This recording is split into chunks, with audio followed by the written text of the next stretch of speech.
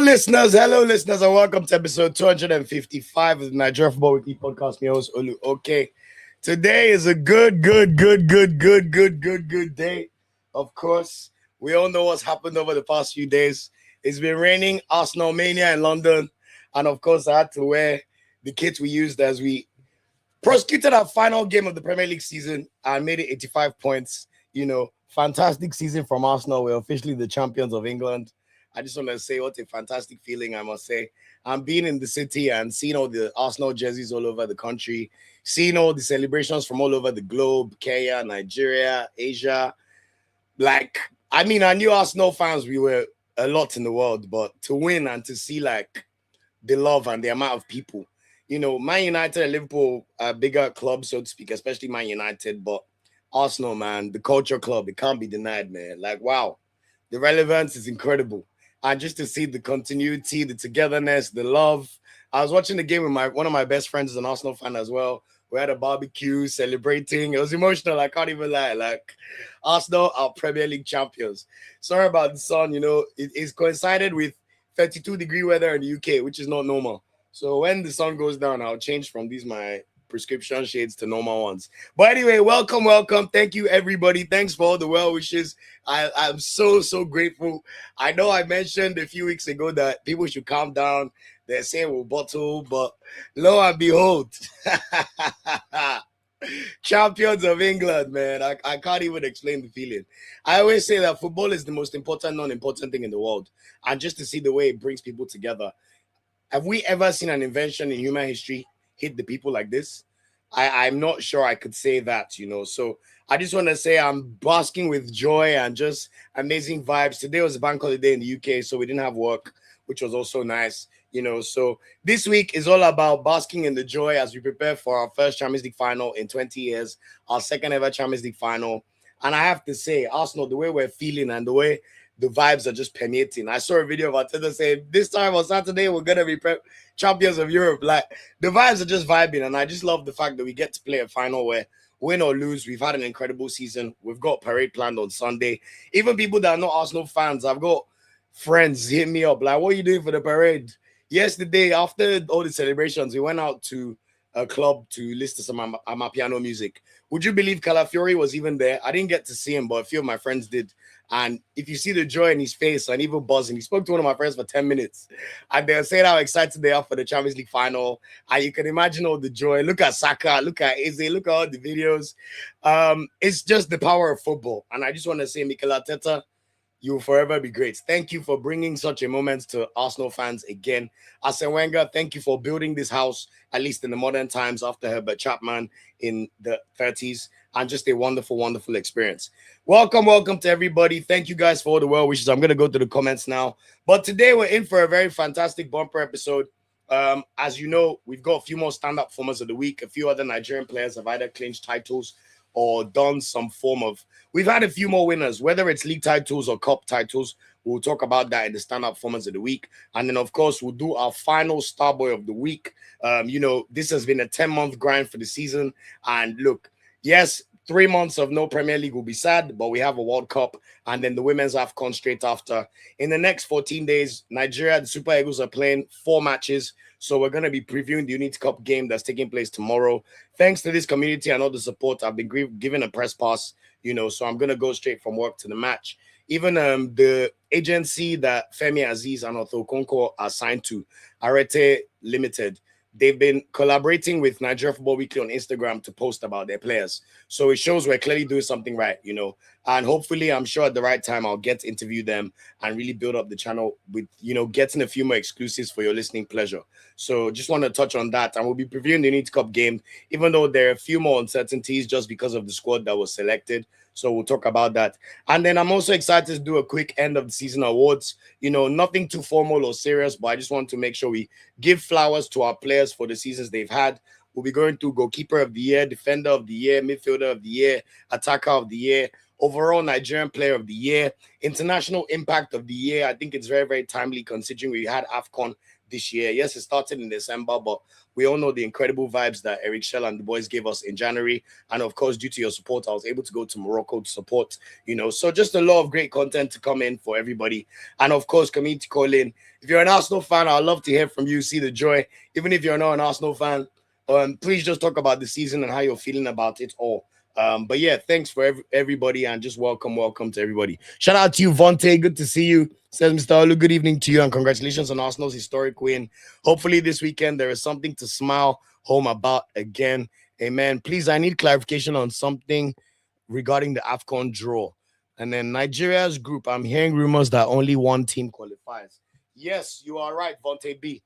So guys, thanks for supporting the video I did with IoT about the Portugal game. I know we've gotten about 7,000 views. Also, I dropped a video last week about the Unity Cup squads and the June friendly squads, where I also explained, and I also touched in that same video about the AFCON qualifiers. So Nigeria have been drawn into Group L. We will play Madagascar, Guinea-Bissau, and Tanzania. So Vontae B, the thing is, normally, because there's 12 groups, 2 teams from each of the 12 groups will qualify, making 24. So 24 teams are AFCON.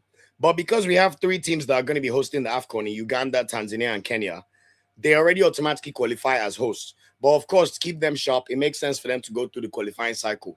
So in the groups where Kenya, Tanzania, or Uganda are in, which is one of Nigeria's groups as well, we are in the same group as Tanzania. It means that only one team will qualify based on your ranking, because Tanzania are already going to qualify.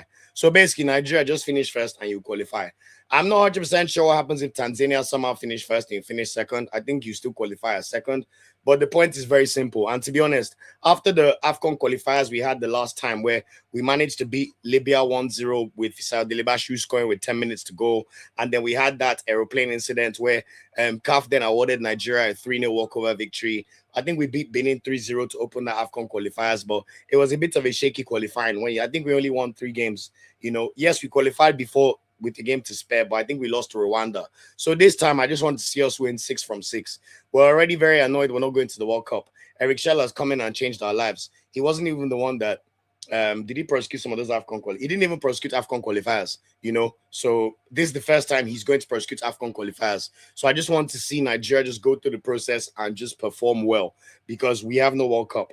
And AFCON qualifier is going to serve as our preparation for the tournament that will take place in June to July 2027.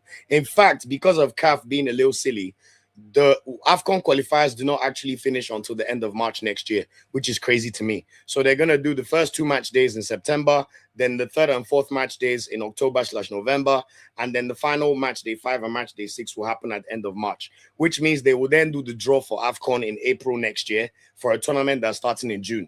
So that means teams will only have 2 months to prep, scout, and prepare for their opponents, which does not make sense to me. It's a prestigious tournament now. We already know how much the world at least watches AFCON and respects it. Of course, we all know about the final debacle and CAF stupidly awarding Morocco a walkover, which we already know the Court of Arbitration for Sports, CAS, are going to overturn that decision after the World Cup. So that's just to give you the information on that. But I hope that clarifies your question, Vontae B. Adeola, shout out to you, man. Yeah. Shout out to you, man. Greet me, champion of England. Thank you very much. Thank you so much. LV, my brother, good to see you, bro. Thanks for always supporting. LV is one of my, in fact, at this point, I'll call LV a friend, man. Always talking about football, always talking about Nigeria and the team especially. And yeah, just amazing to see my brother. Thank you guys so much. Osasu, good to see you, brother. Congratulations to all Arsenal fans as well. Elias, good to see you, my brother. I know you're still thinking about that group they gave you with Cote d'Ivoire, Gambia, and is it Ghana? It's a crazy group. Shout out to you. Step Monic, good to see you, bro. Step Monic said, Mr. Olubaba, I be my United fan, but I go like obtain this jersey from you. Vontae, Step Monic, why do you want an Arsenal jersey? You have to want a United jersey. Jackson, shout out to you, Jackson. Jackson, Premier League champion. How we feeling, my bro? How does it feel? The air feels different, doesn't it? It's like we're breathing in different air because we're champions of England. Champions of England, absolutely, my brother. Congratulations to us. Step Monic says, Madukana, goalkeeper of the year. Of course he is. Of course he is. I mean, I don't want to give away the list, but I think that one is fairly certain. Adeola says Carade was not called up for Italy. it is shocking. It's shocking, but I heard that he's committed to Italy. So he's told the new manager that he'll be ready. And you people know me.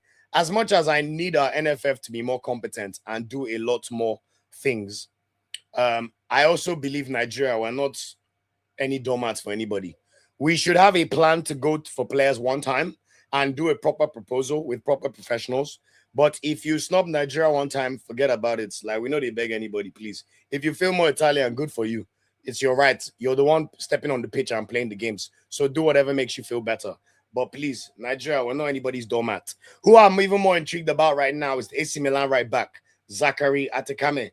I couldn't believe he wasn't called up for the World Cup, or even though he's yet to become a full Swiss international.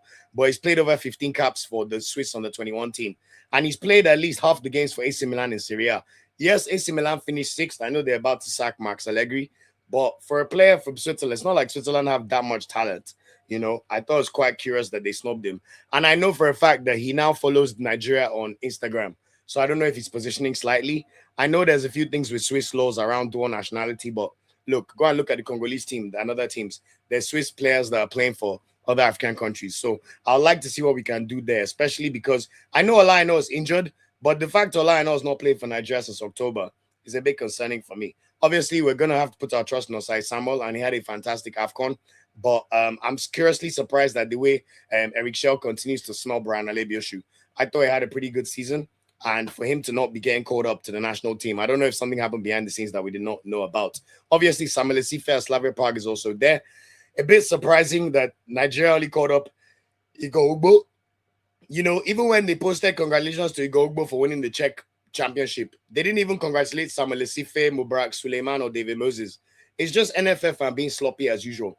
So you just wonder what they're thinking. You know, Mubarak Suleiman is 18-year-old number 10. He even scored over the weekend.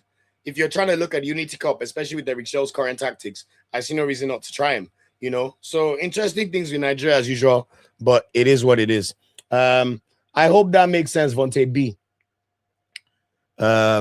Adedotu, good to see you. Mr. Adedotu, congrats. Hey, I know you're not having the best time with AC Milan at the moment, but great to see you on third. Just because you guy won ordinary. Mr. Adedotu, you cannot call Premier League ordinary. We're not going to disgrace the most depressive league in the world now. The way people change their mouth is interesting. Now Premier League is ordinary. Mr. Adedotu. How about now? No. If you say it's ordinary, no problem. We like it like that. And I actually believe we should not allow the word here. Mr. Adedotu has been 22 years. Yourself, you allow anybody rest. The last time I saw Arsenal win the Premier League, I wasn't even a teenager. I was 11 years old.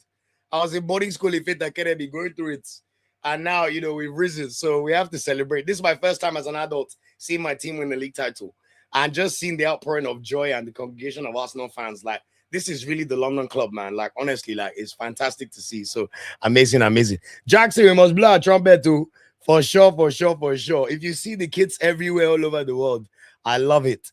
Nigeria football news. Good to see you, brother. Says I wish Tottenham got relegated. I don't mind it too much. I can still get my customary 6 points next year. So looking forward to that, even though I think the Zerbi would have them firing much better next year. But at the end of the day, Tottenham have finished 17th in the Premier League in 2 seasons in a row. So they have a lot more fish to worry about, you know. So it is what it is. Toby Wells, good to see you, my brother. It's been a while. Olu, senior man, my brother's namesake. Good to see you, bro. Hope you're well. Vontae B says, Mr. Olu looks so good. Oh, the taste of victory is so sweet. It's so sweet, man. It's so sweet. I can't even lie to you, man. Champion. Champion. Mr. Adedotu said he didn't play half of the league for us. Mr. Adedotu, I was just trying to say that he played enough games. Like, I know he wasn't necessarily like playing that many games, but he played enough of a crucial part, if I'm not mistaken. And yes, Mr. Adedotu, thank you for clarifying. Charles Pico, that's the player I was thinking about. Born in Switzerland, but plays for DR Congo. Exactly. Thank you for that. Okay, Ryan Alebioshi is injured as well. Thanks for the clarification, Alan. Good to see you, brother. Nigeria Boni says, have you heard of Ayobami Jr.? He's an MPFL player that got called up for the Unity Cup. I made a video on him a long time ago. It makes me proud to see him get called up. Yes, I've heard about him. In fact, one of my friends who's an agent knows about him. So let's see how he does in Unity Cup if they give him opportunities tomorrow. I still think the MPFL players may not get that many minutes, but let's still see. But really good to see. And let's see if any of them can take their chances, you know. Amazing to see. Toby Wells says, Samuel Esife is a good player. Pace, power, aggression, and passion. Exactly. Samuel Esife I'm a big fan of him, and I love the way he's gone up this year. Mr. Adidas said, I must confess, you guys deserve the Premiership. Thank you so much, sir. Honestly, we really did. I just seen the love, even in the club yesterday. If you see the way Arteta and the players, I wasn't there, but I saw the videos of them celebrating with Josh Kroenke and the excitement from everybody, and you can still tell that everybody's feeling the love and the vibes. Everywhere I went, there was a party, and because today's bank holiday and the sun is out, the whole of London is outside. Me, to be honest, I've been celebrating since Friday. I went out on Friday, I went out on Saturday, I went out on Sunday. So today is my day to chill. I've done enough. There's work tomorrow, and we have a Champions League final to prosecute on Saturday. So we'll get back to enjoyment and celebrations on Saturday, and then we'll face the parade on Sunday the whole day. I've even heard that they're expecting 2 million Arsenal fans at the parade. So me, I'm going to get there as early as possible with my battery pack, my snacks, my drink, and just have a fantastic day. And by God's grace, everything will be fine and there will be no issues at all. I think we're going to have a fantastic show, especially when it comes to the Unity Cup preview and the end of season awards. I would love to see the community's takes and thoughts on the end of season awards and just what your expectations are for the Unity Cup. Step Monique said, Mr. Olu, if I know obtain Arsenal jersey, Lord, 1994. Don't worry, Step Monique, pray for the channel to get big enough that they'll be giving me jerseys to give people for free so that I can give people jersey.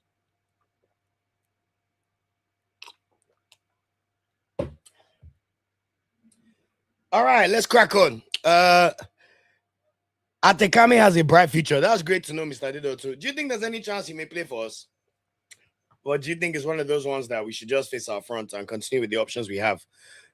Nigeria Born News, why do you think Iheanacho was left out of the Unity Cup squad? To be honest, guys, if we're being brutally honest, Kelechi Iheanacho has not played for Nigeria since the last AFCON in Abidjan. And even the AFCON in Abidjan, he was more of a big part player brought on to play the final 5-10 minutes. Like, Iheanacho has had a very poor last 2 seasons of his career. We're very grateful for this Celtic remontada over the past few months. But make no mistake about it, even Celtic fans are very critical of his fitness. He's not been able to start 90-minute games, but he's been able to come on 20-30 minutes and make a telling contribution because he has quality. His technical level is clearly better than the Scottish League. And if Kelechi could sit down and really face his career in the summer, especially fitness-wise, there's no doubt he could score 30 goals in the Celtic Premier League, Scottish Premier League. I think Celtic automatically qualify for the Champions League by virtue of winning. So that's another opportunity for them to see how they can test themselves. But big numbers, I don't think it's strange that Iheanacho is not in Super Eagles squad. He's not done enough. Like, let's be honest. I think we still need to remember the Nigerian national team is still the epitome of Nigerian football. And it should be a meritocracy, even though there'll always be times where you pick players based on how they fit. But when you look at attacking options, I still think that Iheanacho could be called up by September if he starts the season strongly. But the truth of the matter is, if he's not even been able to play 20-30 minutes, more than 30 minutes for Celtic, I'm not necessarily mad at the fact that he was not called up. That's the honest truth. I hope that makes sense, So that's my take on that one in particular. Mr. Everyday Mano, good to see you, brother. Big congrats to Arsenal fans once again. Your winning vibes really filling up every space, even in churches. Yes, man, I've been seeing all the praise and worships and the celebrations in Nigeria. I love it, man. All the pastors, as I was saying last week, the pastors cooked their sermons yesterday, I'm sure. Oh, the power of perseverance and prayer. You see why you must wait? Just like Saka, your turn will come. Somebody shout amen. Let's go. I can imagine the pastors were having the best time on Sunday yesterday, man. Mr. Adedotu said it will be wise if NFF can snatch Atekame now, because it's going to be a breakout this coming season, and it will be difficult for us to get him from Switzerland. Perfectly said, sir. So this is exactly what I mean about strategy. I've heard about there's a new NSC commission. They said there's an NSC diaspora commission. But what do? These are the kind of things that they should be able to help the NFF with. Who can put together a proposal to Atekame about our right back of the past, our current positioning, how Ola Aina has become a much more revered footballer by being a Nigerian international. Yes, you play for AC Milan. Respectfully, your chances of winning a title are more with Nigeria than Switzerland, because Switzerland are never going to win the Euros. Probably not going to win a World Cup. And when you look at the fact they're representing over 200 million plus people, 1 in every 6 black people in the world is Nigerian. I think we have so many points to push towards players. I know a lot of people don't feel the same way I do. I know, even in fact, I find it funny when people always say, if it's you, would you do that? I always like to remind people, even though it's not necessarily I don't need to put my personal business out there. I was born in London. Me too, I have British passports. But I love Nigeria more than Britain. Yes, I use the British passport to travel. But if God should give me a son or a daughter that can play this football, what we can do to turn around the Super Eagles name. All this one you're seeing from Morocco is not rocket science. It's just brain, planning, and effort and consistency. But we all know that that's what's missing with our Nigeria Football Federation and the people in the works. So we'll get there one day. But I just wanted to talk about that one. And hopefully, let's see what they can do. If they even need NFF, if any of you watch this video and need someone to help with the proposal, come and talk to me. Between Claude, my voice, and Cho, we can put together a fantastic video. Like, trust me, we can make it happen. So please, NFF, if you people don't want to do the work, come and talk to me. Let's see how we can strategize, and make something happen. Amazing, amazing. Toby Well says, why will Eric Shell call a player called Owenaseni playing for Portsmouth? That's too low. Yes, if you guys watch my video from last week, and we'll touch on it when we get to Inter Cup. That's the one thing I'm not happy about in that squad. I don't understand the logic or shape or in any shape or form of how someone that was playing for Plymouth could be in the Nigeria squad. I had IoT of Eagles Tracker on last week, and he explained that when Oseni, the only thing that he could think about was his calmness in front of goal. Apparently, he's got very, very good composure. But when I looked at his stats, 7 goals, 5 assists in over 25 appearances for Plymouth. It's bloody Plymouth. Like, I'm sorry. If Oseni can be in the squad and I'm saying Iheanacho should not be in there, then it makes me look like a hypocrite. So Eric Shell will have to explain that one to us. I know there was Unit Cup press conference today. I couldn't go. But I hope they put out the clips so that we can see what Eric Shell has to say about the decisions that were made. Because honestly, that's a real head scratcher for me. There's even Nigerian strikers that were not called up that could have had an opportunity that I would call. I didn't even have this Owenaseni guy on my radar at all, to be honest. So it is what it is. So we'll see. Exactly like Adiola just said, Iheanacho is not fully fit. Exactly. Nigeria Boniface says Boniface has a similar issue to Iheanacho. At least Iheanacho scored for Nigeria. Iheanacho, his first 2 years as a Nigerian international, was on course to even break Yakini's record. That's how good he started for Nigeria in 2018 and I think 2017, or was it 20? Trevor and Kelechi Iheanacho scored a free kick against Argentina that we beat them 4-2 in Russia. And Otamendi pushed him. That video that everybody laughs at, where Iheanacho is laughing at Otamendi. Those first 2 years of Iheanacho's Nigeria career were sensational. But that was 8 years ago for a reason. And it's a shame that he just never hit the heights that he could have hit, So we just have to live with that one. But Boniface has never scored for Nigeria. Him, I don't know if it's a fit issue, but at the same time, if a player could have a disastrous season, I don't even think any of us could have predicted how bad it could have gotten for Boniface. Like, for Leverkusen to have offloaded him to Werder Bremen, and we all know how his season ended. Like, he didn't even score a single goal for Werder Bremen, and he's been injured all year. In fact, I think before he plays for Nigeria again, he will really have to rise and shine again. And it's so sad because this is a player who was an invincible under Xabi Alonso. Clearly a fantastically talented player. In fact, in my opinion, apart from Osimhen, when it comes to just talent alone, Boniface is number 2 for me. In talent alone, please do not misquote me. But of course, you have to produce. It's all well and good being talented, but how do you deliver on the pitch? And since that invincible season, he's just not done it. The next year, he lost his place. Patrick Schick took his place back and never looked back. And Boniface is just a shame about what we've seen so far. But look, all it takes is one good season to turn around your career. If you could have a very good summer, I know he's an Arsenal fan, so shout out to you too. Congratulations to all of us, But there's a world where he can still figure things out and still bounce back. And look, there's an AFCON in a year's time. 1 month in a calendar year is a long time. 3 months is a ginormous amount of time. Talk less of what's next AFCON. 13 months away. There's a lot of opportunities to turn things around. So let's wish the best for him and see if he's able to do that. And then we go from there. Let me just go through a few more comments and start the show. But thank you guys for the engagement. Shout out to all 72 people on the live right now. I appreciate you all. Please like the video on YouTube if you're new here. Please subscribe if you love the content. We've got all the content back to back. Nigeria's playing, so we've got the vlogs coming for you. Usually I'd release the preview as a separate video, but I thought let me just do it today so that we can have the community talk in. So just look out for that. And of course, we'll review the game after we play Zimbabwe tomorrow. And then of course, we've got a game against India or Jamaica on Saturday. For full transparency, as I've been saying, I will not go and cover that match on Saturday. My club is playing in the Champions League final for the first time in 20 years. It's not every day this happens. I need to watch Arsenal play the Champions League final with my nearest and dearest and have a party. Win or lose, celebration.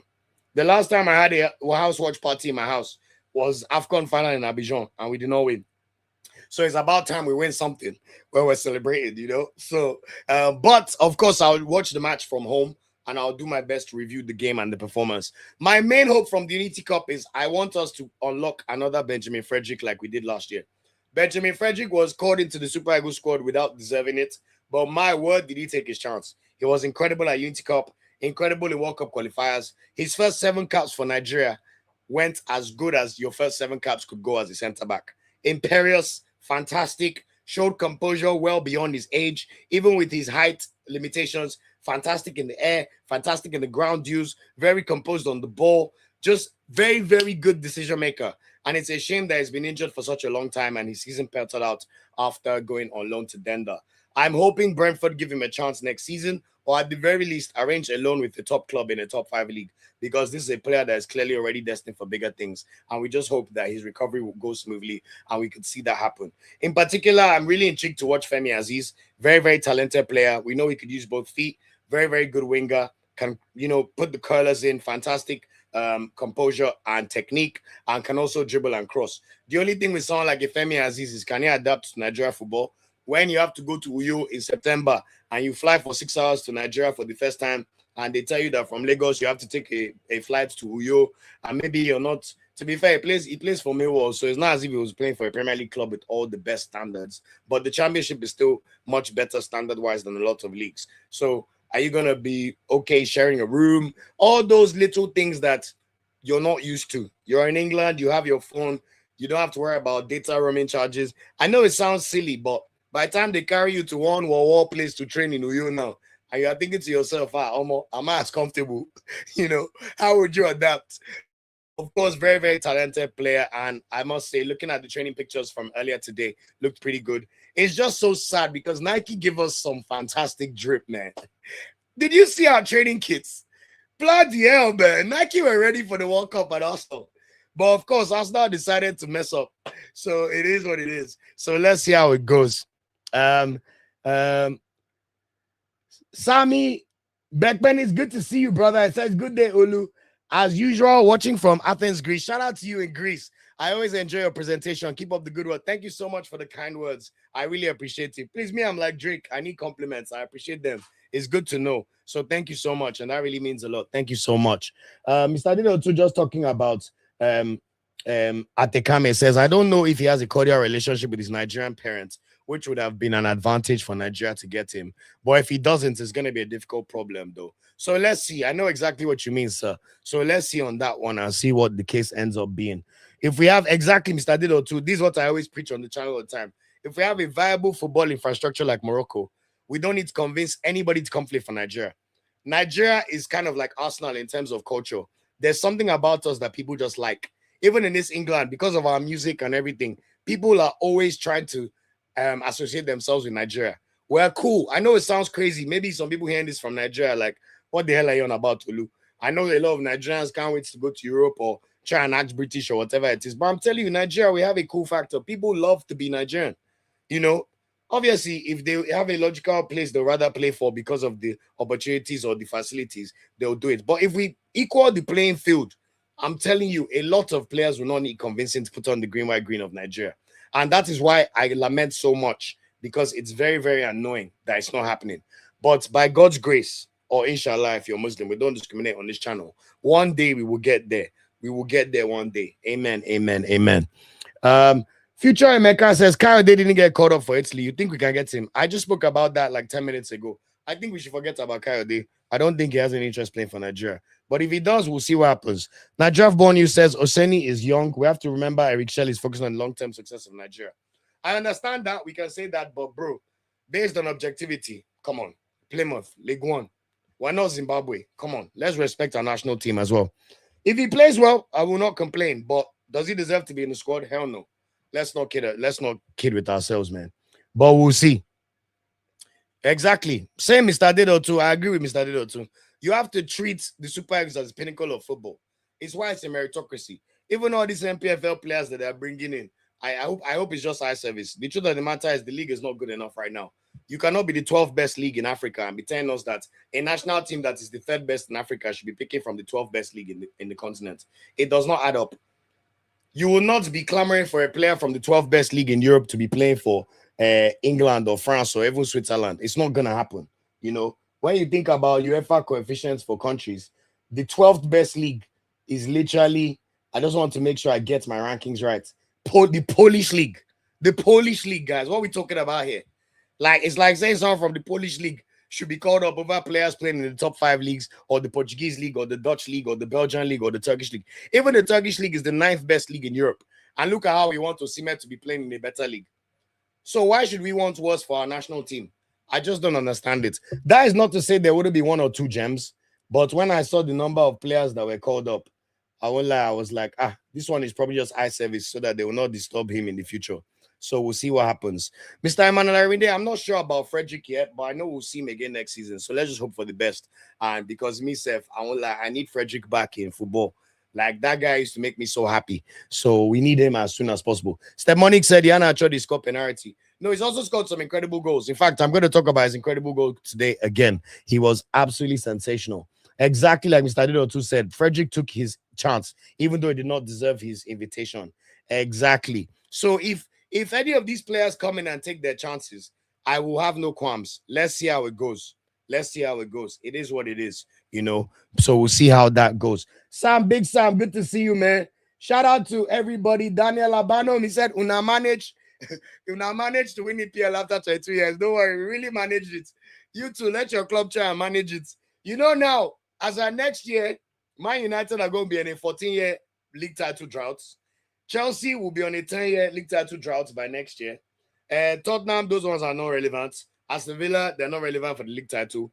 Only Man City and Liverpool can cho. But right now, I am the champion. I am of the bottle, like Mourinho said. I am the champion. Arsenal are the champions.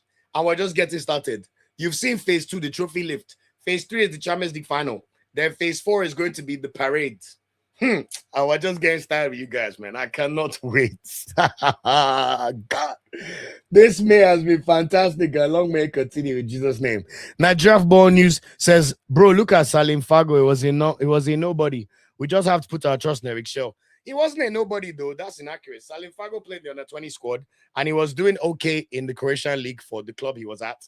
And also, he got signed by Viktoria Pilsen. Viktoria Pilsen is still one of the giants of the Czech Republic League, alongside Slavia Prague and Sparta Prague.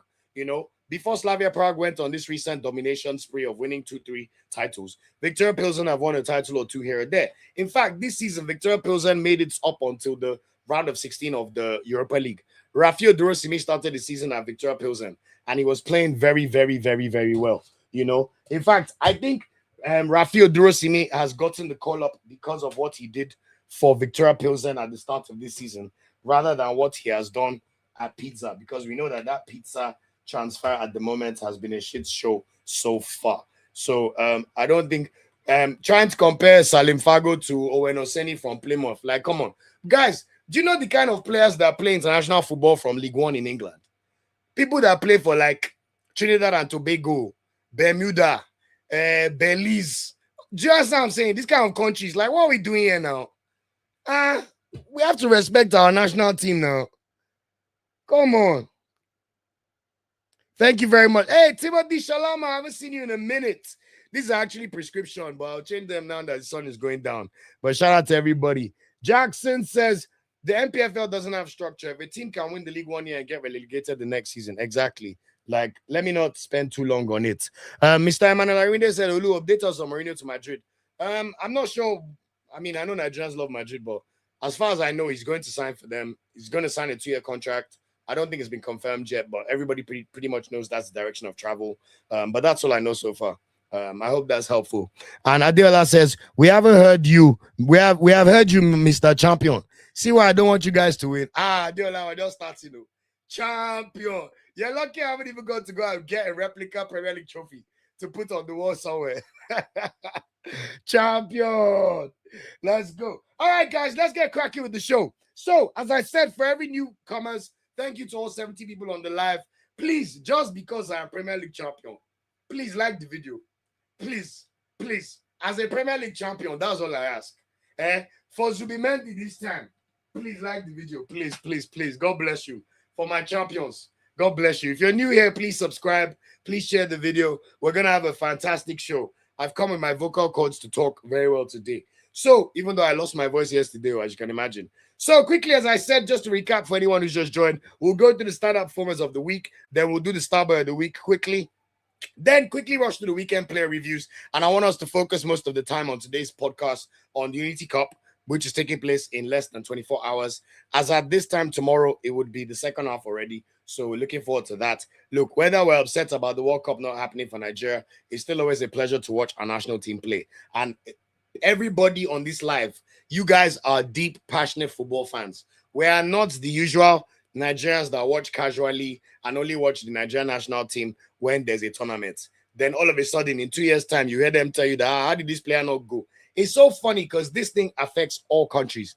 Even England, if you see the way they're complaining that Harry Maguire was not in the squad, Phil Foden was left out. But guess what? Same thing in England. The average English person does not watch the World Cup qualifiers or the Euros qualifiers. And it's so annoying because they know they're going to qualify. They know it's their birthright. It's not even like Nigeria that all of us will struggle to watch the qualifiers. They will now still let us down. But if anyone's been watching the World Cup qualifiers, you will know that Ajayi and Ejike have started pretty much every game under Thomas Tuchel. You will know that Nico Riley starts at left back. You will know that Morgan Rogers has played almost every minute of every game Thomas Tuchel has played. And he loves Morgan Rogers. You're very aware about the fact that Harry Kane is the focal point of the team. And this is a team that did not concede a single goal in qualifying. Yes, they're not impressive in terms of their play and structure. So they won a lot of games 1-0, 2-0, but they were still very dominant. A lot of the people complain about Palmer, Foden, people, you can tell they've not watched England in a long time. Talking about Harry Maguire. Harry what? To come and do what? Yes, people could make an argument that if you have Declan Rice and Saka in your team taking corners, you should have Harry Maguire. But he's not going to start over Konsa or Gay. And that's why you have specialists like Ivan Toney who could come on and do the job off the bench if they need some aerial threat. So same thing with Nigeria. The amount of people that know watch Maduka Okoye ever, then they'll judge him from like one tournament to the other tournament. Or you see people come and ask you about certain players and you're like, wait, are you not seeing how they're progressing in their club careers? And that's why I love this community, because you guys are tapped in. We watch Nigeria. I promise you guys, no matter what, from these Unity Cup games, we're going to find some gems. It's the same way those of us who watch the March friendlies, we already know how amazing Emmanuel Fernandez is, because we saw him play 2 games for Nigeria, score a goal, and look defensively imperious. So anybody that will now find out about Fernandez tomorrow, it may be their first time. But we've already watched him, and we've already seen how seamlessly he slotted into playing in Nigeria. Yes, it may be a different case when he has to play in the African heat, but tomorrow the weather is going to be 30 degrees. So at least it'll be an indication, you know. So anyway, just to call that out, we'll focus on Unity Cup and the end of season awards. End of season awards, I want to hear people's thoughts as well. Because I'm sure I may miss out 1 or 2 players. I've not structured it. It's not like, shout out to all the great work Eagle Striker do, where like they plan for the end of season awards and they do the structure. I just want us to give flowers right now, because obviously after this weekend, our focus switches up from club football. Apart from the Champions League final, of course, which one team is playing. And then we focus on Nigeria's games and, of course, the World Cup. Like I've said for anybody here, the World Cup is coming. It does not mean we will sleep on our toes here. I will make sure we still do a World Cup daily show as much as possible during the World Cup, even if it's for 30 minutes. I know Nigeria is not there, but let's support our African brothers. It's still the World Cup. Let's look out for talented players and let's see how it goes. We'll be watching the games during the day. No need for watch-alongs, but watch the games and review the games every day. I would love to bring on fans or journalists from the other African countries playing, or maybe England. At the end of the day, I am English, so if I decide to talk about England, I have the right, you know. And of course, we can talk about our Nigerian dual national players that don't play for Nigeria, which is quite interesting. Then, of course, rather than doing Starboy of the week, I want us to do like an African giant of the day. I think Morocco, Senegal, Ivory Coast in particular are going to have very good tournaments. Forget any sentiment anybody has about those 3. In fact, Ivory Coast right now, if you look at their talent pool right now, the kind of youngsters they're able to generate, wow, ooh la la. Ivory Coast are going to be around for a long time, I'm telling you, you know. So we'll do African giants of the day, and then we'll do quick predictions for the games for the next day, if that makes sense. All of us in Lagos and London, the timing means that the World Cup is going to be on most of the time, 5 p.m., 8 p.m., 11 p.m., 2 a.m. kickoffs. So I'll aim to do the daily shows either before the 11 a.m. games or at 1 a.m. because some of the 11 p.m. games are so tasty that it doesn't make sense to do a World Cup daily show before you watch the match. I think one will be like Algeria versus Argentina or Brazil, Morocco, for example. Like, wow, what a game. You can imagine everybody thinking Brazil are going to walk over them. But those of us that have been watching Morocco well for the past few years, in fact, that day I might put a cheeky tenner on Morocco to win the game, you know. So very, very excited for everything coming. And then just after the World Cup, we must never neglect our women. The women's AFCON is coming. I'll even try and see if I can get down for the final week. Obviously, with my day job, I can't just go when I can, but I'll do my best to see if I can support them. But whatever happens from London, we will do our watch-alongs. We'll do the previews, the reviews when possible, and make sure we give them the coverage that their talent deserve as the 10-time champions of Africa. And this also doubles up as qualifiers for the World Cup next year in Brazil. Annoyingly for the women, the Women's World Cup next year is going to coincide at the same time as the AFCON in East Africa, which is going to be the first AFCON in East Africa in, I think, 50 years. So a lot of exciting things to come. But just want to say thank you to this community. Thank you for the congratulations. Thank you for the love. Thank you for all the support. What we've been able to do and grow this year is all to you guys. Going to Sweden to cover Zarakiana, going to Madrid to cover Ademina Lukman, meeting Osimhen. Like, what are we talking about? Osimhen knows my name. Like, what are we talking about? Osimhen follows me on his, like, he follows my private Instagram account. Like, it's all because of the community, you know? So I just want to say a big shout out to all of you. I know we do work and we make sure we research and we bring the content. But if you guys were not watching, nothing will be happening. So thank you to everybody. And I just want you guys to know that I appreciate everyone from the bottom of my heart. Okay, now let's talk some football.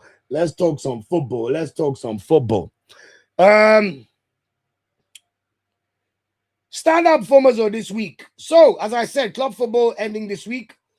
We've seen the combination of a few of our talented players end their seasons. Let me just turn on the lights. So, does it look all right? It's all right for now. All right.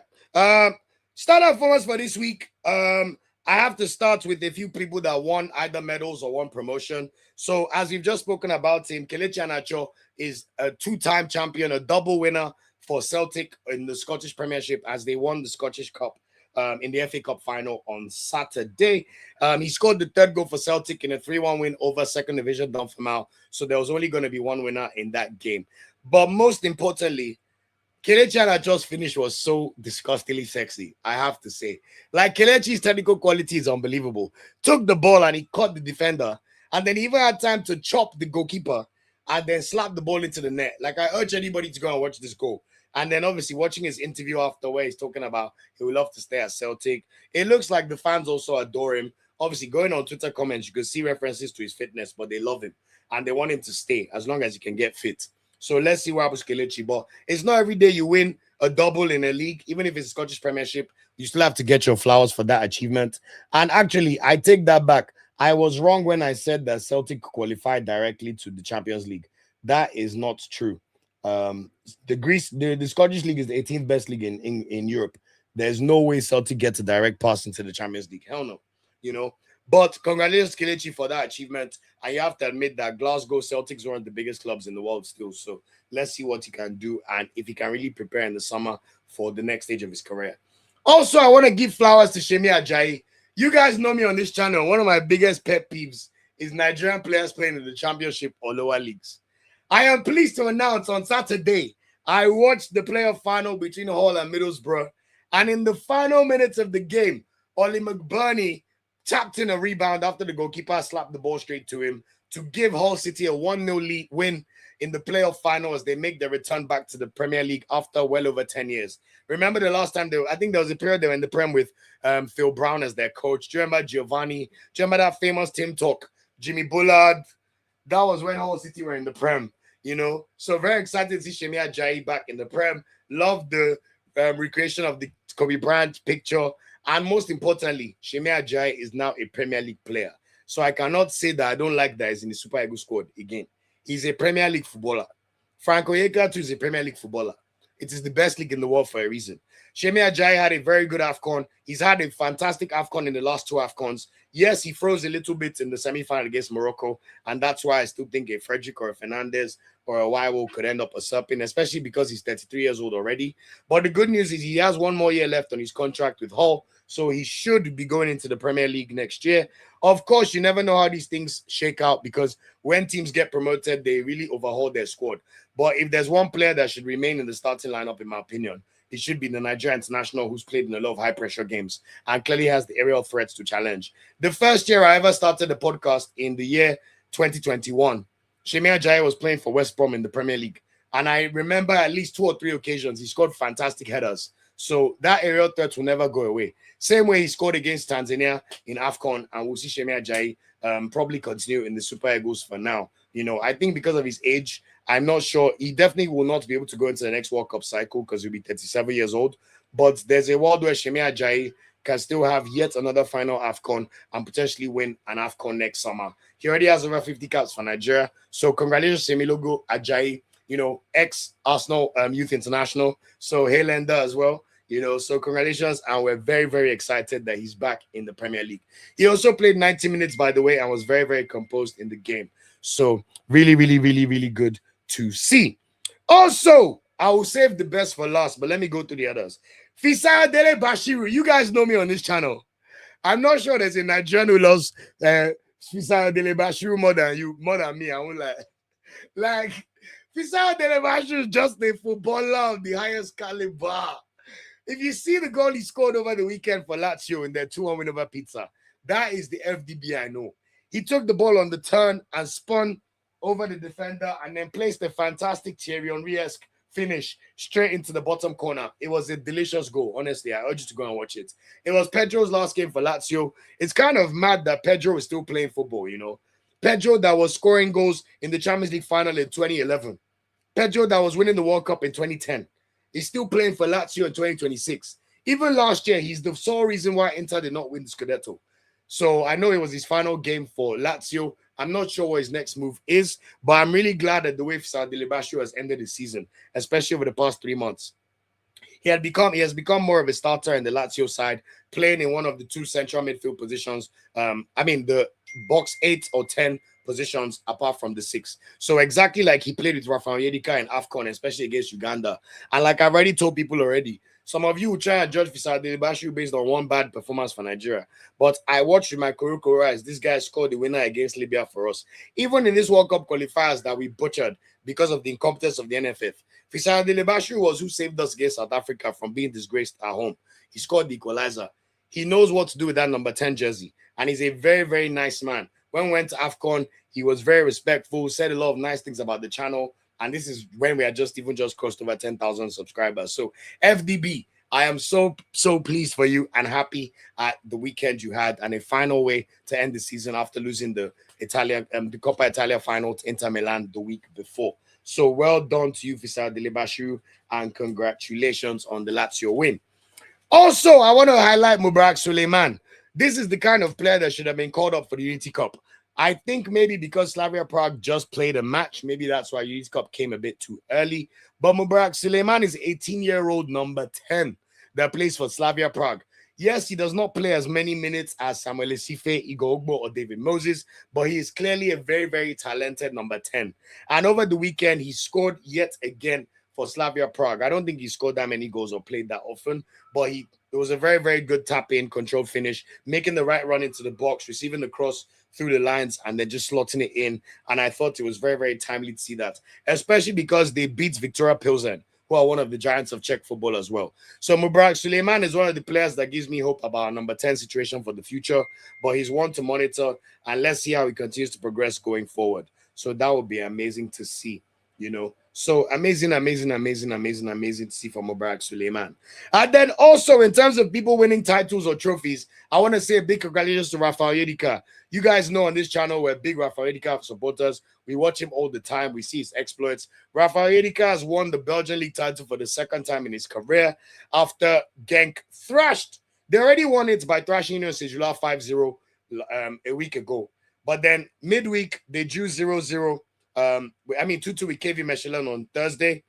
With Union Saint-Gilloise drawing the match already, they then sealed the title. And then their final game of the season took place yesterday, and it was a party. Club Brugge beat the shit out of Ghent 5-0.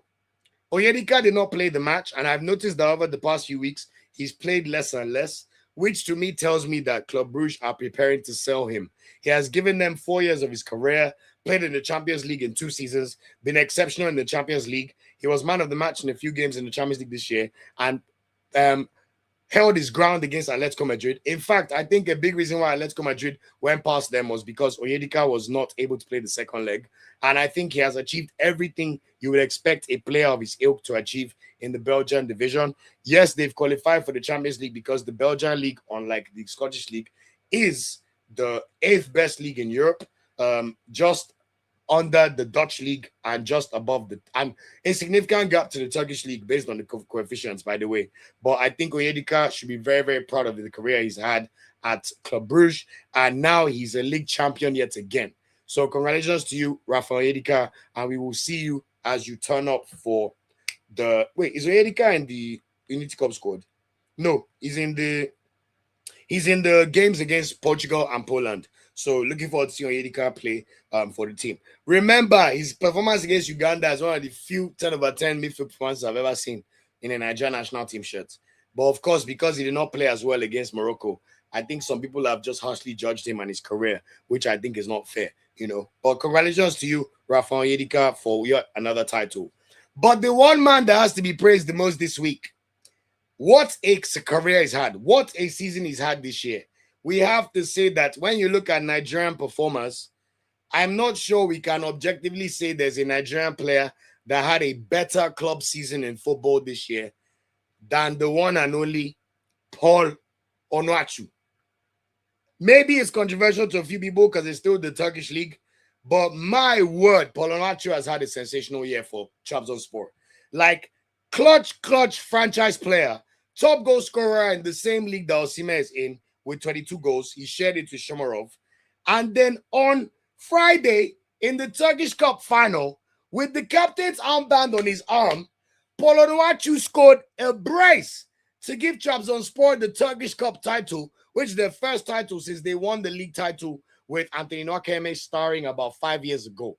What an incredible achievement. If you watch the goals Onuachu scored, the fear of Onuachu in Turkey is real.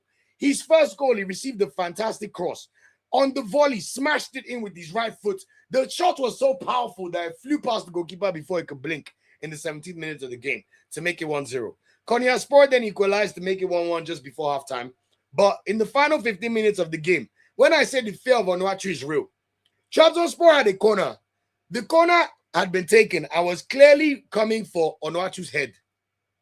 Do you know that the defender, just because he knew Onuachu was behind him, he just touched the ball to push the ball away, as if there's no VAR and they're not going to see him. He was so scared of Onuachu heading the ball that he thought it was smarter in a split second to use his hand and actually give away a penalty. And of course, Paul Onuachu stepped up and dispatched the penalty. The goalkeeper was very unlucky not to save it. But under that kind of pressure, Paul Onuachu took the responsibility yet again and scored that brace in the final. I mean, when I was even leaving Turkey after going to see Osimhen, at the airport, a guy saw I was Nigerian. And he said he's a Trabzonspor fan. And I said, Paul Onuachu, if you see the joy on this guy's face, and I can honestly understand why. Paul Onuachu, congratulations for a fantastic standout performance over the weekend, taking Trabzonspor to the Turkish Cup title. Chibuike Nwaiwu also deserves his flowers for playing the full game and being one of the best signings in Trabzonspor's history. Since he signed from Wolfsberger in Austria in January, wow, Chibuike Nwaiwu has slotted into that Trabzonspor central defense in front of Andre Onana seamlessly. He's been unbelievable. Defensive actions, he even has like 3 or 4 goals. He's even got assists. There's even an assist where he plays a line-breaking pass like Van Dijk, literally from defense. Like, Chibuike Nwaiwu is the real deal. So congratulations to you for also winning the Turkish Cup title. And most importantly, Paul Onuachu, congratulations for scoring a brace on Friday. He has now scored 26 goals in all competitions, which is the most by any player that played for a Turkish club this season. Shomarov scored 23. Victor Osimhen scored 22 in his club career this season. So Paul Onuachu stands tall above everybody. And I love the fact that as Nigerians, they're even such healthy supporters of each other that the day Osimhen was celebrating the league title, there's footage of him and Onuachu in the club celebrating together. So we rise by lifting others. And Onuachu, you deserve your flowers for an incredible season. I thought you were on your way down because of your age, but there's a reason why you're a footballer and nobody knows everything. So, Paul Onuachu, I just want to praise you and say well done for a spectacular season and for you to then end it up with silverware. Wow, wow, wow. Bravo, bravo, bravo, bravo, bravo, bravo, bravo. Bravo, bravo, bravo to you, Polo. Like I have to say, it's been sensational stuff to see. In fact, let's give him a applause. Yeah. He definitely deserves that applause. Okay, before I go to some comments, let me just quickly run through the Starboys of the week. You could probably guess who I'm going to give Starboy of the week to already from what I just did now. But Starboy of the week for this week and our final Starboy of the week for the 2025/2026 season. It's been a pleasure doing this series. I've been doing Starboy of the week since I started the podcast, but I think people like it, you know. So I'm always open to feedback, as I always let people know. So please let me know. But Starboy of the week, I'm going to follow a similar pattern to last week. The bronze medal, I'm going to give it to people that achieve things for the culmination of their season.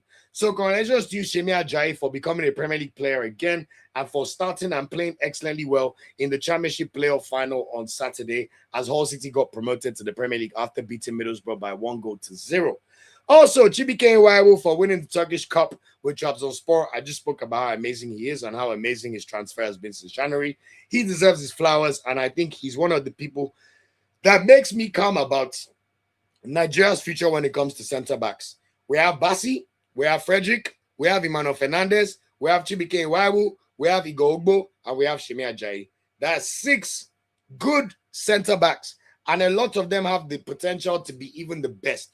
Basi can play in the Champions League. He's playing Champions League already. Frederick, we know, could end up being a Champions League caliber player. Emmanuel Fernandez literally rumored to be moving to the Bundesliga for Dortmund or Leverkusen or Leipzig.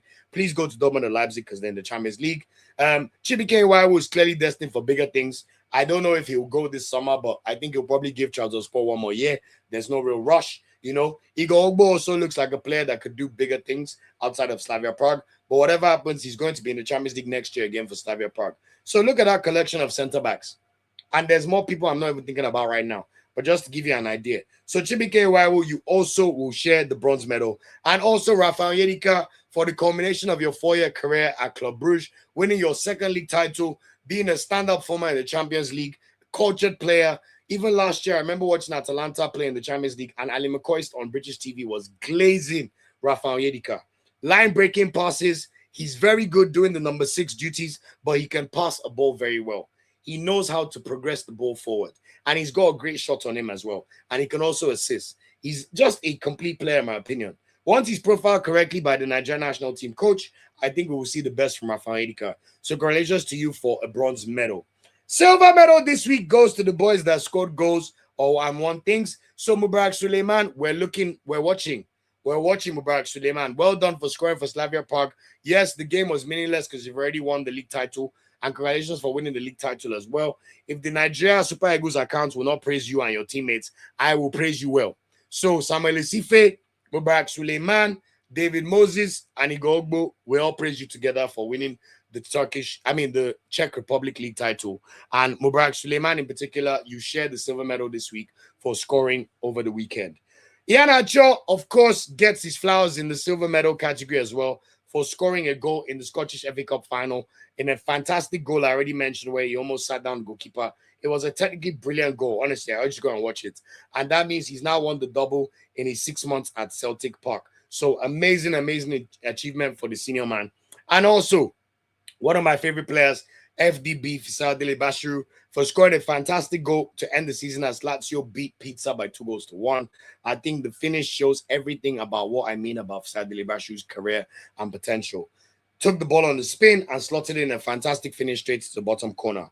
But gold medal can be the one and only Paul Onuachu for a fantastic performance on Friday to take Trabzonspor to the Turkish Cup by scoring a brace with a fantastic finish in the first half, slammed it, like volley slammed straight past the goalkeeper, and then having the composure to slot in the penalty with 15 minutes to go to give Trabzonspor their first trophy in 5 years and to then also be the top scoring player in the Turkish league with 22 goals, and the player with the most goals of any player in Turkey with 26 goals in all competitions, even though he missed a whole month of football because of AFCON.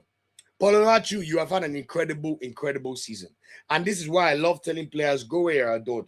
We know you could not cut it in the Prem, but you, my friend, are a king in Turkey. And for the season you've had, Onuachu, you are the Starboy of the week, and you deserve all your flowers for an incredible year. And what a fantastic way to finish it, culminating with another trophy lift. Well done to Big Paul. Okay. Weekend player reviews. Let me go through a few comments before I do the weekend player reviews. The good news is a lot of leagues have finished, so there's not too many to do. Let me just turn on my light. Sorry.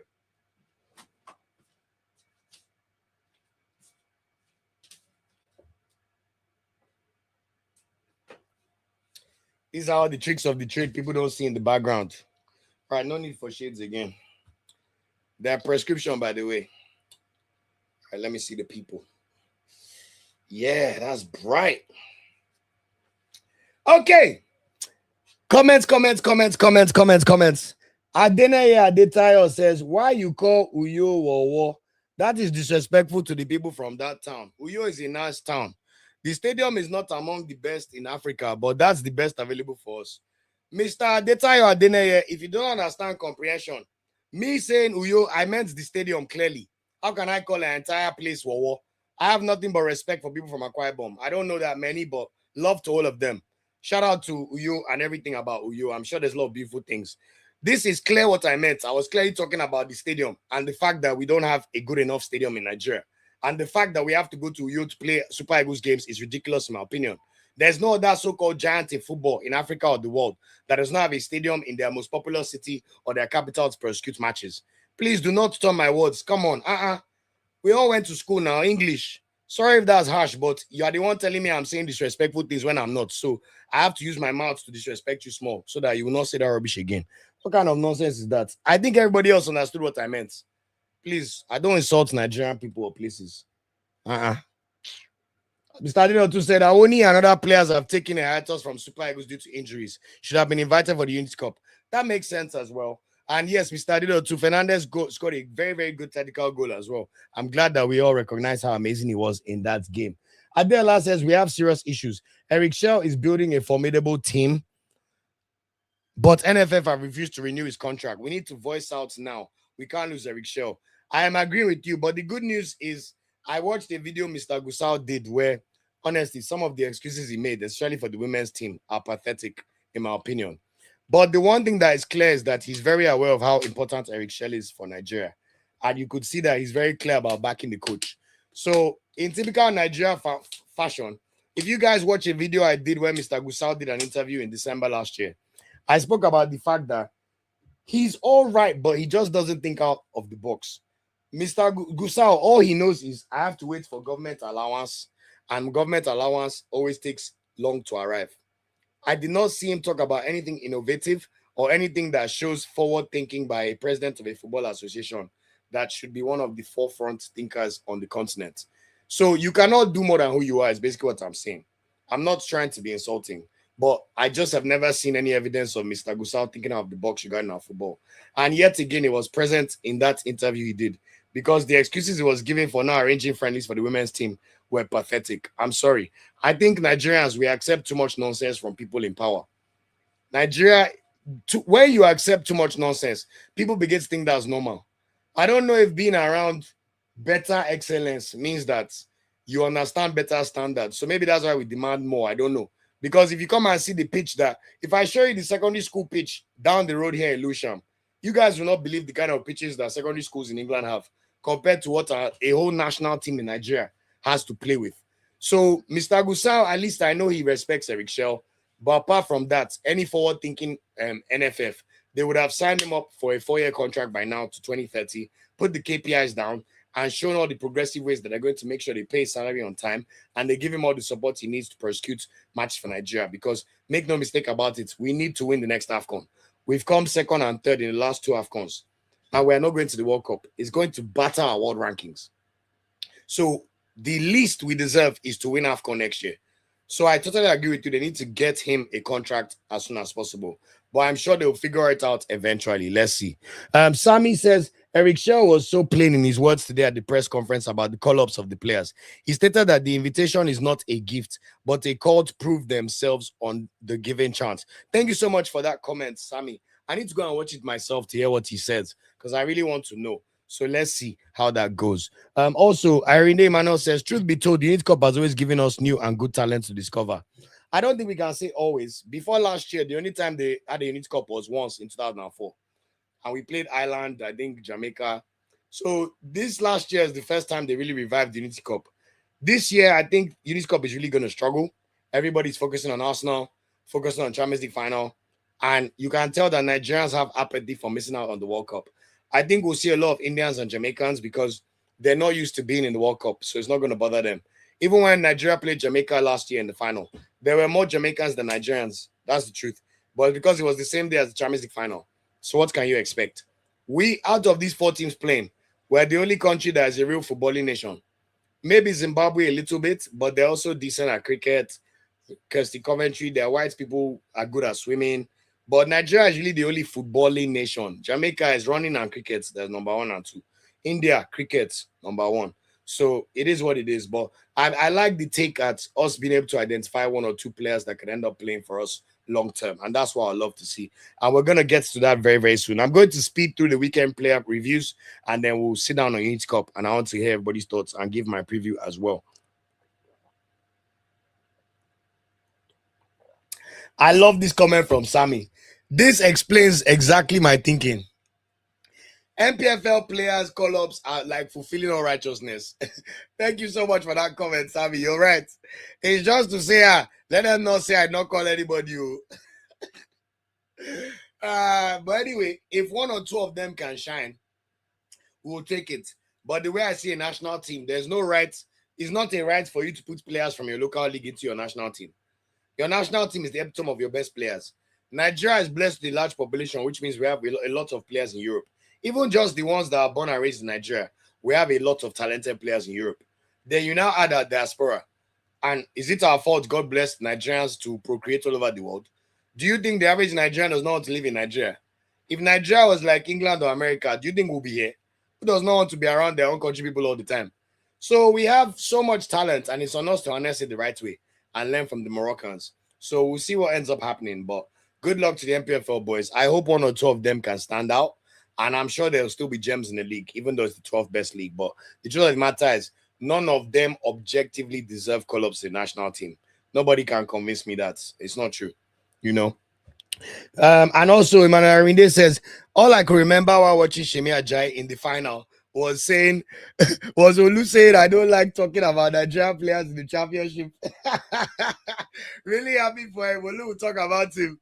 You are totally right, my brother. I will talk about him very well. I'm so happy he's a Premier League player now. Osai Samuel, you next. Please, I'd rather he play for Fenerbahce. Alebioshu too, please. No more championship. No to championship football, please. Go and play in the best leagues. Thank you. I love that comment. Tony A says, hey, Tony. Tony says, would it not have been better for Eric Shell to concentrate solely on homegrown players for the Unity Cup?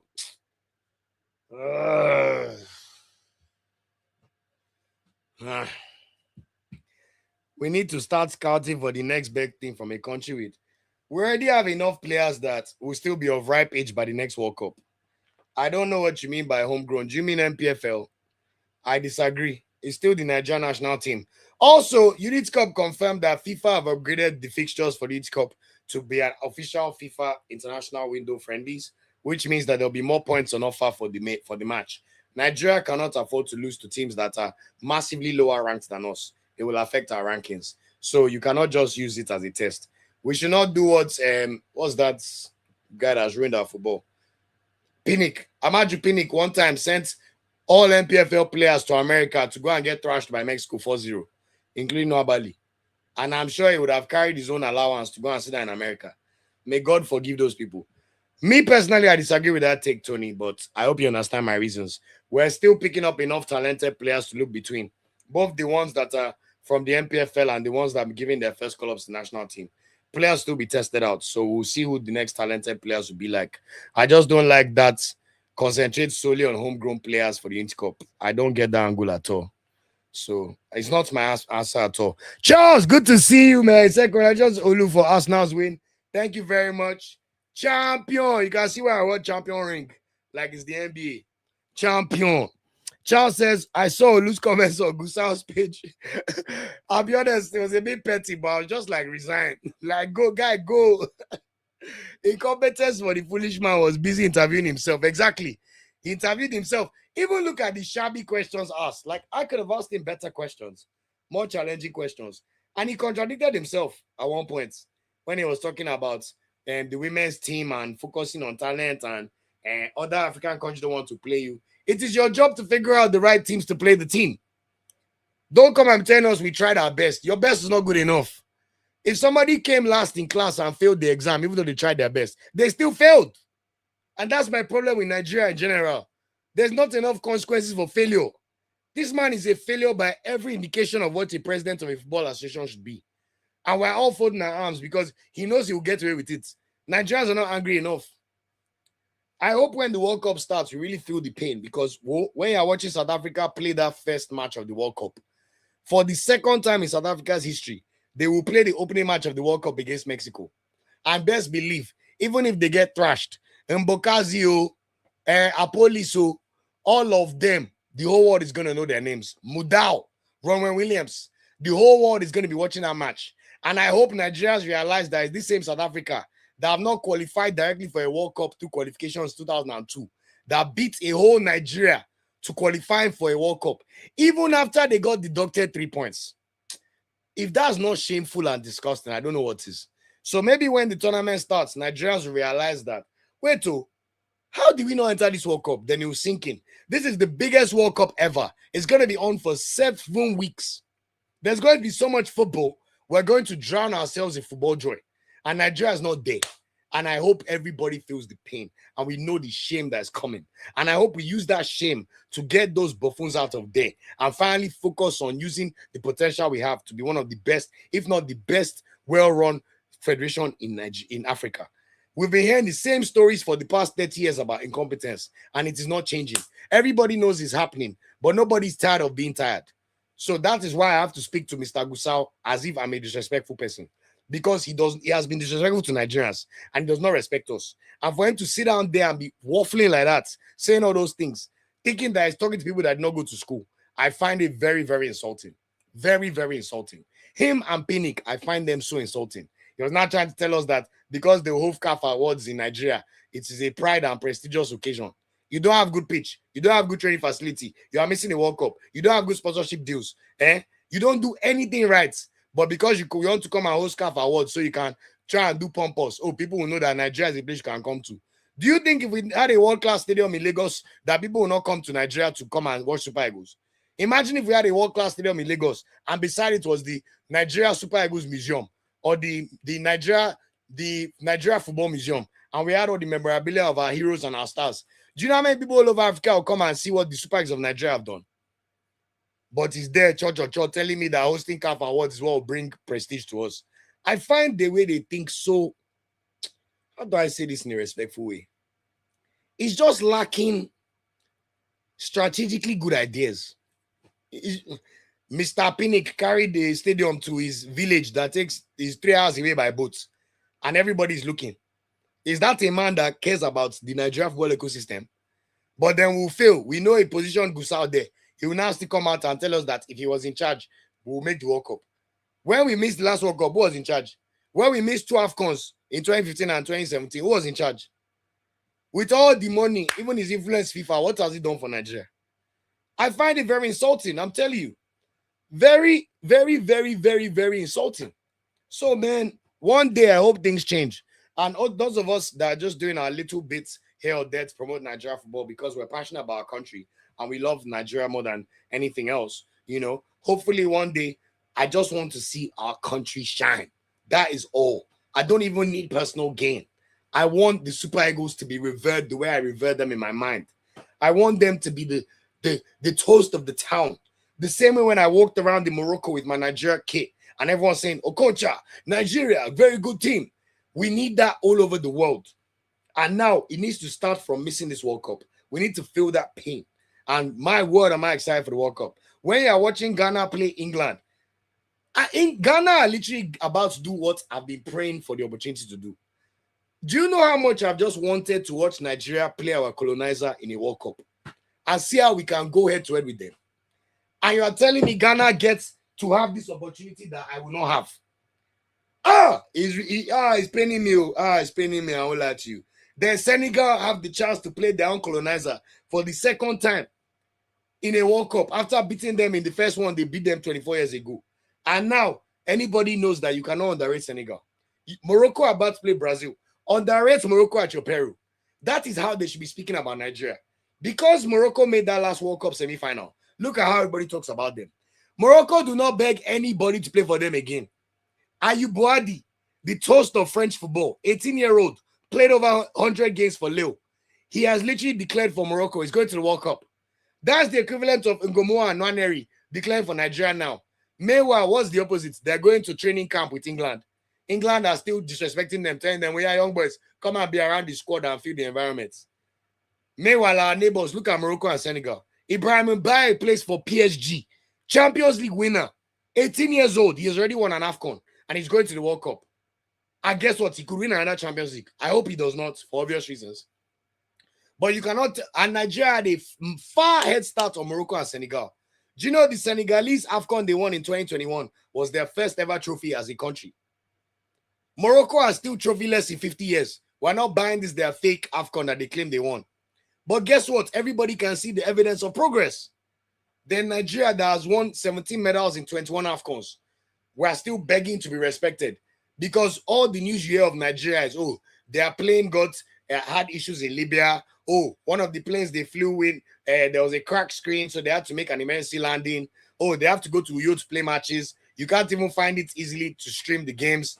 Talk less of even buying a Nigeria jersey that's not fake because they don't even price the kits for the Nigeria markets. You watch a Nigeria match, the stadium is full of people not even in green. But look at how much the football culture permeates Nigeria. Look at all of us supporting Arsenal, Chelsea, Man United. Nigerians love football more than almost anything. Do you know what it means for Nigerians to be celebrating and winning a title in England in church? Even the pastors are loving it. That tells you how deeply ingrained football is in our society. And yet, our national team are seen as an afterthought. Because people in the glass house think it is their divine rights for Nigerians to just watch the national team. No! You must cultivate the joy. Cultivate the interest. You have to make the people feel passionate about their country. And this is the one thing that joins all Nigerians together. But you cannot harness it. When you can do press conferences and not even properly broadcast them, you can't even get the right sponsorship backgrounds. Go and watch every time Nigeria play qualifier in Uyo. Look at the shabby, disgusting background they put behind us. Or look at the training pitches. Then someone will tell me that I was abusing the whole of Uyo. Please, I was not doing that too, please. But come on. Is it a shame to want better standards for my country? Is it a shame to just want things to be great? We're all living around great things in certain moments. Look at us now. Look at the greatness. Look at the turnaround. Now everyone wants to be associated with greatness. That's how life works. But you must earn it. It's not given. It's not given. You have to earn it. And those people and those Azamen in the glass house are, forgive my French, useless. Because they've proved to us time and time again that they cannot do things the right way. There's no strategy. Behind closed doors, everybody feels these things. I'm even sure the players, in their heart of hearts, they know that their NFF are very incompetent. But what can you do? One day, I'm hoping Osimhen will tackle those guys because there's no way you can exclude Osimhen from national team. It's not possible. Star player gets star player privileges. And he deserves the privileges because look at what he does for us.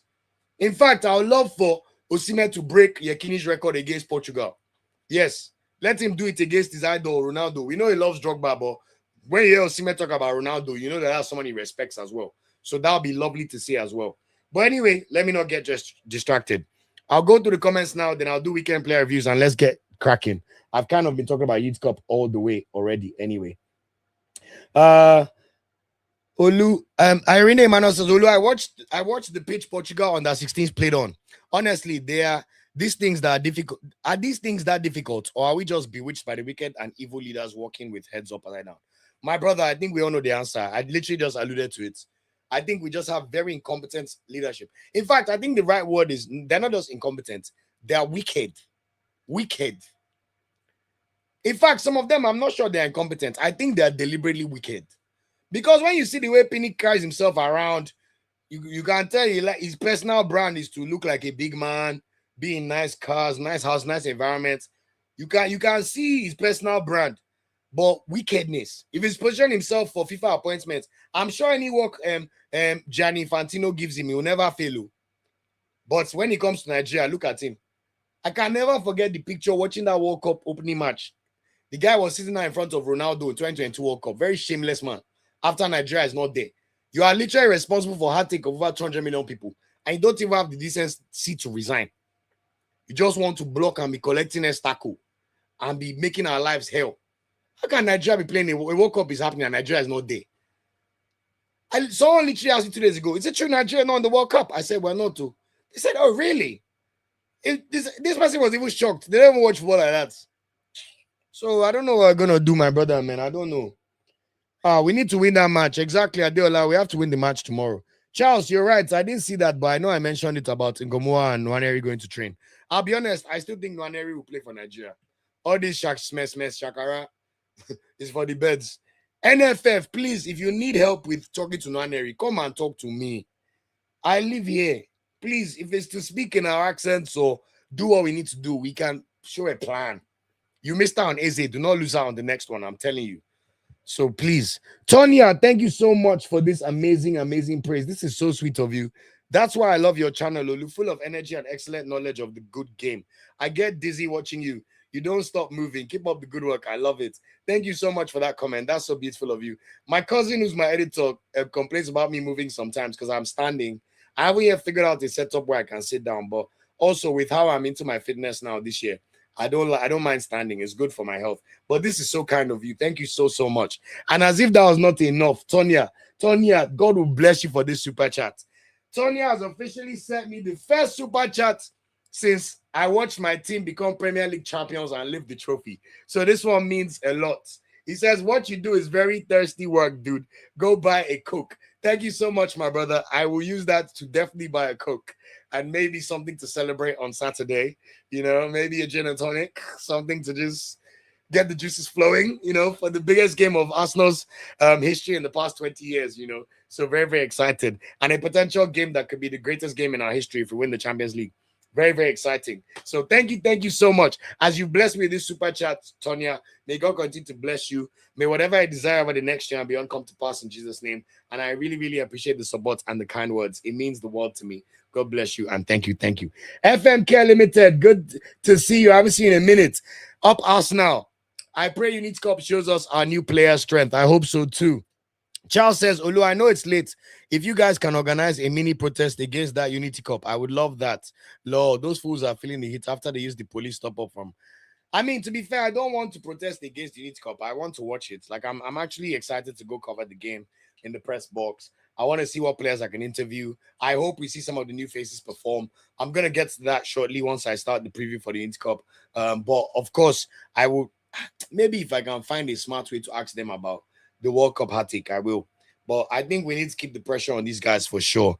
You're definitely right. Charles said we did play England in 2002. I remember that match now. That was when Iyama made his World Cup debut for Nigeria. That's the first World Cup I ever watched. Korea, Japan 2002. Yeah, as a 9-year-old. When we're watching all the matches in the morning. That was the first time I saw my parents allow us miss church because of the World Cup. Just to tell you the importance of the World Cup. I think even my church members were like, man, we're sitting at home. Nigeria is playing. I think it was Argentina we played our first game, if I'm not mistaken. Or was that the Sweden one? Sweden was the second game. Then we lost Sweden 2-1 and then we're out. Then we drew to England 0-0 in that light green jersey. So that's just the power of football. So imagine what we're missing out this summer by not being and then now missing out on the World Cup in America. 30 years after we won Olympic gold in that same country. Gusau and Pinnick, shame on you. Shame. All of you in that glass house, shame. You guys, let me not even continue. They make me sick. Charles says, see how we have lost Toby Ume to Ireland, and you're telling me we can't get Max Uedele. Is Toby Ume a good player? To be honest, any player that decides to play for Ireland over Nigeria, I don't think that person is the sharpest tool. They're not going to achieve anything with Ireland. They've not gone to a World Cup since 2002. Like, yes, but the difference is, guess what? You will play in the Aviva Stadium. There's a good stadium. Sponsorships are ready. You will never play on a bad training pitch. You know, you will never have to share facilities or amenities. Everything will be taken care of you player welfare wise. And this is a country with a population of 4 million. Ireland's population is literally Ikeja, part of mainland. And look at what they can do. But of course, when I look at the football angle, if you play for Ireland, even qualifying for Euros is an achievement. So I would find it interesting that someone would choose Ireland over Nigeria. Most of the players that play for Ireland are not good enough to play for Nigeria, in my opinion. You know. But Max Dele, I know about that one as well. I think he could play for Poland. I think he's going to play for Poland, but let's see. He's doing all right at Strasbourg, but we need to see more. Honestly, nostalgia, you're right. They're evil, man. Evil. Evil people, I'm telling you. Charles says, go and see what Benin Football Association is building. A big football center for their girls. I was so surprised. If Benin can start to build football centers, why can't Nigeria do it? That's interesting information. Thanks for letting me know about that. If there's anything you can share, that would be amazing. Please, let me see. Adeola, I actually feel that as well. Adeola says, I feel the reason why England called both of them is because of their fear of losing them. 100%. England, very cheeky. Look at the way they threw away Tomori. They've given that one 6 caps in the past 7 years. I find the treatment of Tomori so insulting. But this is why I always tell these players, use your brain cells to decide. Look, nobody can tell you as a human being if you feel more British or more Nigerian. All I know is every British Nigerian I know in England, especially if they grew up in London where they're around a lot of black people, are very proud to be Nigerian and love being Nigerian. If we have the facilities and the structure and the right PR, I have no doubt the majority of players would always play for Nigeria. In fact, we will overpeak. That's the honest truth. And that's what makes me annoyed about the lack of progress, because people don't care, you know. But let's see what happens. And thanks for that info. Adeola says, no, Tony A, forgive me, Tony A. I like that, man. Tony A. God bless you, my brother. Thank you so much. Charles says, Olushola says, kudos on your regular turning up for Nigerian football. You raised the point a few minutes ago about the Super Eagles call-ups. I think you added an additional point. I'm not sure. Olushola, if you add your additional information, so I know what you wanted to say. Charles said it's not just about taking one area and go on more. You need to sell them a project. Like, do you want to win the World Cup 2030 or 2024? Example, I had Lukman's dream is to win the World Cup. Exactly. But this is what I'm talking about. If you put together a plan right now, if Morocco tell a player, our dream is to win the World Cup on home soil in 2030, you cannot say they're crazy. Because in 2022, they were in the semifinals. This time, I think they will at least make maybe the round of 16. They may even beat Netherlands and make it to the quarterfinal before they play a Morocco. I mean, they play a France. Excuse me. Morocco cannot play themselves. Anybody now, Morocco, the last few AFCONs, what they lost in the semi-final of the year before. They lost in the final of this one. The next AFCON, we know Morocco will still be there or thereabouts. The point is, you can see the progression plan. They don't have to do too much. And you can see the strategy. They have the Mohamed IV complex. Their local league is thriving. They all have great facilities. You can find 5-a-side pitches all over the country. They have good train transportation, good networks for everything. And they invest in their football on purpose. Look, can you imagine Morocco telling us that they could not arrange friendlies for their women's team? It's not going to happen. So just these basic things. Even Senegal arranged a match at the Parc des Princes for the entire Senegalese diaspora to watch their team lift the trophy in Paris. That's the equivalent of NFF being able to organize a friendly at Wembley. But guess what? We are going to Charlton Stadium here in the Valley. Charlton have not been in the Premier League in well over 15 years. I'm not complaining because the Valley is still a decent stadium. But the point is, if you raise what you even expect of yourself, you will see more. So the truth of the matter is, we're not even going to a World Cup until 2030, after having been at one since 2018. Telling a player that we should try and win the World Cup is unrealistic, because the Nigerian Federation have shown us that they don't care about making World Cups. You cannot miss out on back-to-back World Cups and nobody has resigned. The same person responsible for the failure is sitting down there conducting an interview with himself and still giving us mediocre reasons, and we're all just looking. It's a shame. It's a shame. Do I think in the 2030 World Cup on African soil we can make like a quarterfinal? For sure. We have Victor Osimhen, we have Lukman. In fact, this same World Cup wasn't even pissing me off. When I look at our squad, I have no doubt we could at least make a round of 16. Especially with this World Cup where after 48 games, only 32 teams go. Only 16 teams are leaving the World Cup after the group stage. and Nigeria is not there. We must feel this pain. We must feel this pain, I'm telling you. Shout out to you, engineer W. Chukwemeka Okafo. Good day. You are right. 3-2. Yes, Nigeria, Argentina, Sweden, and England. You're right, my brother. Like me, I love the World Cup more than anything, man. I love international football so much. Like, I'm going to be locked in, man. Nigeria or not, I can't even lie. Taiwo Kunade, good to see you again, brother. He says, I am in Dublin and I always pass through the Aviva Stadium to work. Honestly, we can build stadiums in every region more than at the Aviva Stadium in each region. We just have God-forsaken leaders in Nigeria. I can imagine Taiwo every time you pass that stadium and what you see as well. Like, damn. Because it's an incredible stadium. And everybody knows that's the Irish national team stadium. It's the same way I say Nigeria have to have a stadium that is the national team stadium. And it has to be in Lagos. It has to be in Lagos. Lagos is the commercial hub of Nigeria. It's where by far the majority of people are in Lagos. That's not to say we don't have passionate people in all other parts of Nigeria. We do, and they matter. But that is where Nigeria crowned itself in 1980. That is where Nigeria lost the final in 2000 AFCON. Lagos is the football hub of Nigeria, whether you like it or not. Yes, the East produces more players, but you cannot fight against the commercial tide of your country. And they are now carrying us to go and watch games in Uyo. It does not make any sense. Players are flying to Lagos. They now take another flight because they want to play for Nigeria. Come on. Come on. And nobody's thinking. It makes me so sad, man. It makes me so sad. Malaride says, honestly, I agree with you. Nigeria love football. We just have people at leadership positions planting hate in anything that unites country. Exactly, my brother. Charles says, yes, Benin is building it right now. Don't be surprised if it turns out to look better than Nigeria's hostel. I can't believe Mr. Gusau opened his mouth to say they are building a hostel for multi-millionaire pound footballers. His brain could not even think, can we make it a hotel? This is why I told you about Gusau cannot do more than who he is. His exposure is of a certain level. No offense intended. But the fact he went on camera to say they are building a hostel to host multi-millionaire footballers, I find it so crazy. Even just from a PR logistical word of language. Like, what are we doing? Ugh, mediocre. Duh. Charles then says, Shebi, you saw what our under-17s were staying in. Let me slap you. Benin might be the next Ivory Coast. I love that you said that because I love that Fans Tribe highlighted those awful conditions that the under-17 team were being lodged in. Standards. Sheon, good to see you. My brother, honestly, I'm tired of lamenting. These people are a bunch of jokers. Our coach have 6 months left on his contract. These people are not talking about it. I'm telling you, it's very interesting. At least I know Gusau mentioned Eric Shell and the importance of him being given the time to prosecute the qualifiers before AFCON. So I know he was talking like he'll keep him on. But then again, why have you not sorted out his contract? I agree with you.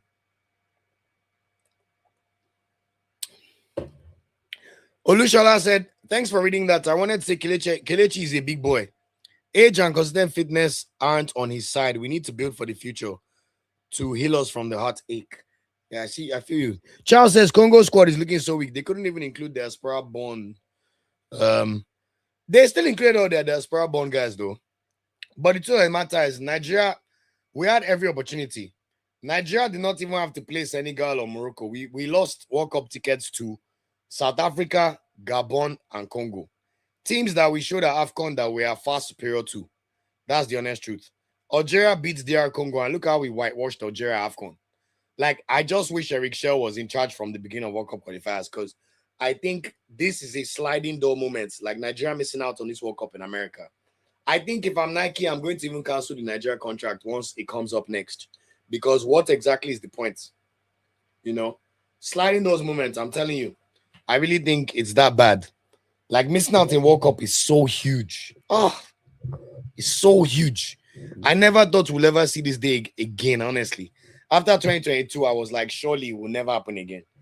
And to now see nobody being, no consequence for the failure. Oh, it disgusts me, honestly. I'm disgusted. That's the right, honestly, I feel.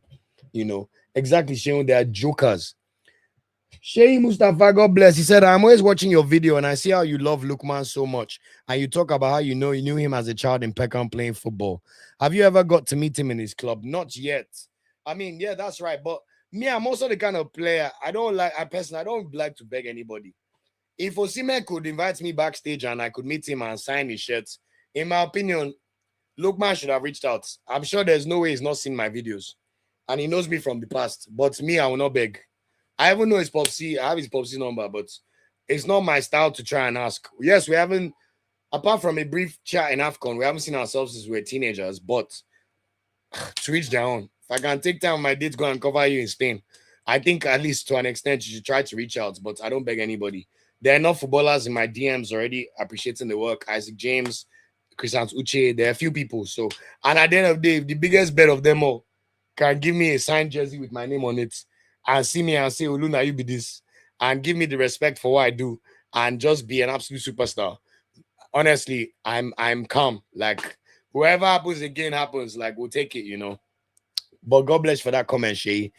Jeremiah, good to see you, Jeremiah. I'm so happy for Shemi Ajayi. I'm telling you, I am, honestly. Honestly. Charles says we need to get rid of these people because don't be surprised. You might see renewed hope. Unity Cup. Impossible, impossible. Jeremiah, exactly. We have 2 additional Nigerian players in the Premier League. And I'm hoping that we have a lot more who will move to the Prem. I love seeing Idika. Akko Adams, every time I watch Everton, I'm just thinking to myself, this guy is better than all their strikers, man. Like, the more players we have in the Premier League, the better for us. Taiwo also says Noah Tubolu isn't on the World Cup list, while Michael Kayode isn't called up for Italy friendlies. Apparently, Otubolu is not interested in playing for Nigeria. And Michael Kayode, Italy did not go to the World Cup, and apparently he still wants to go to Italy.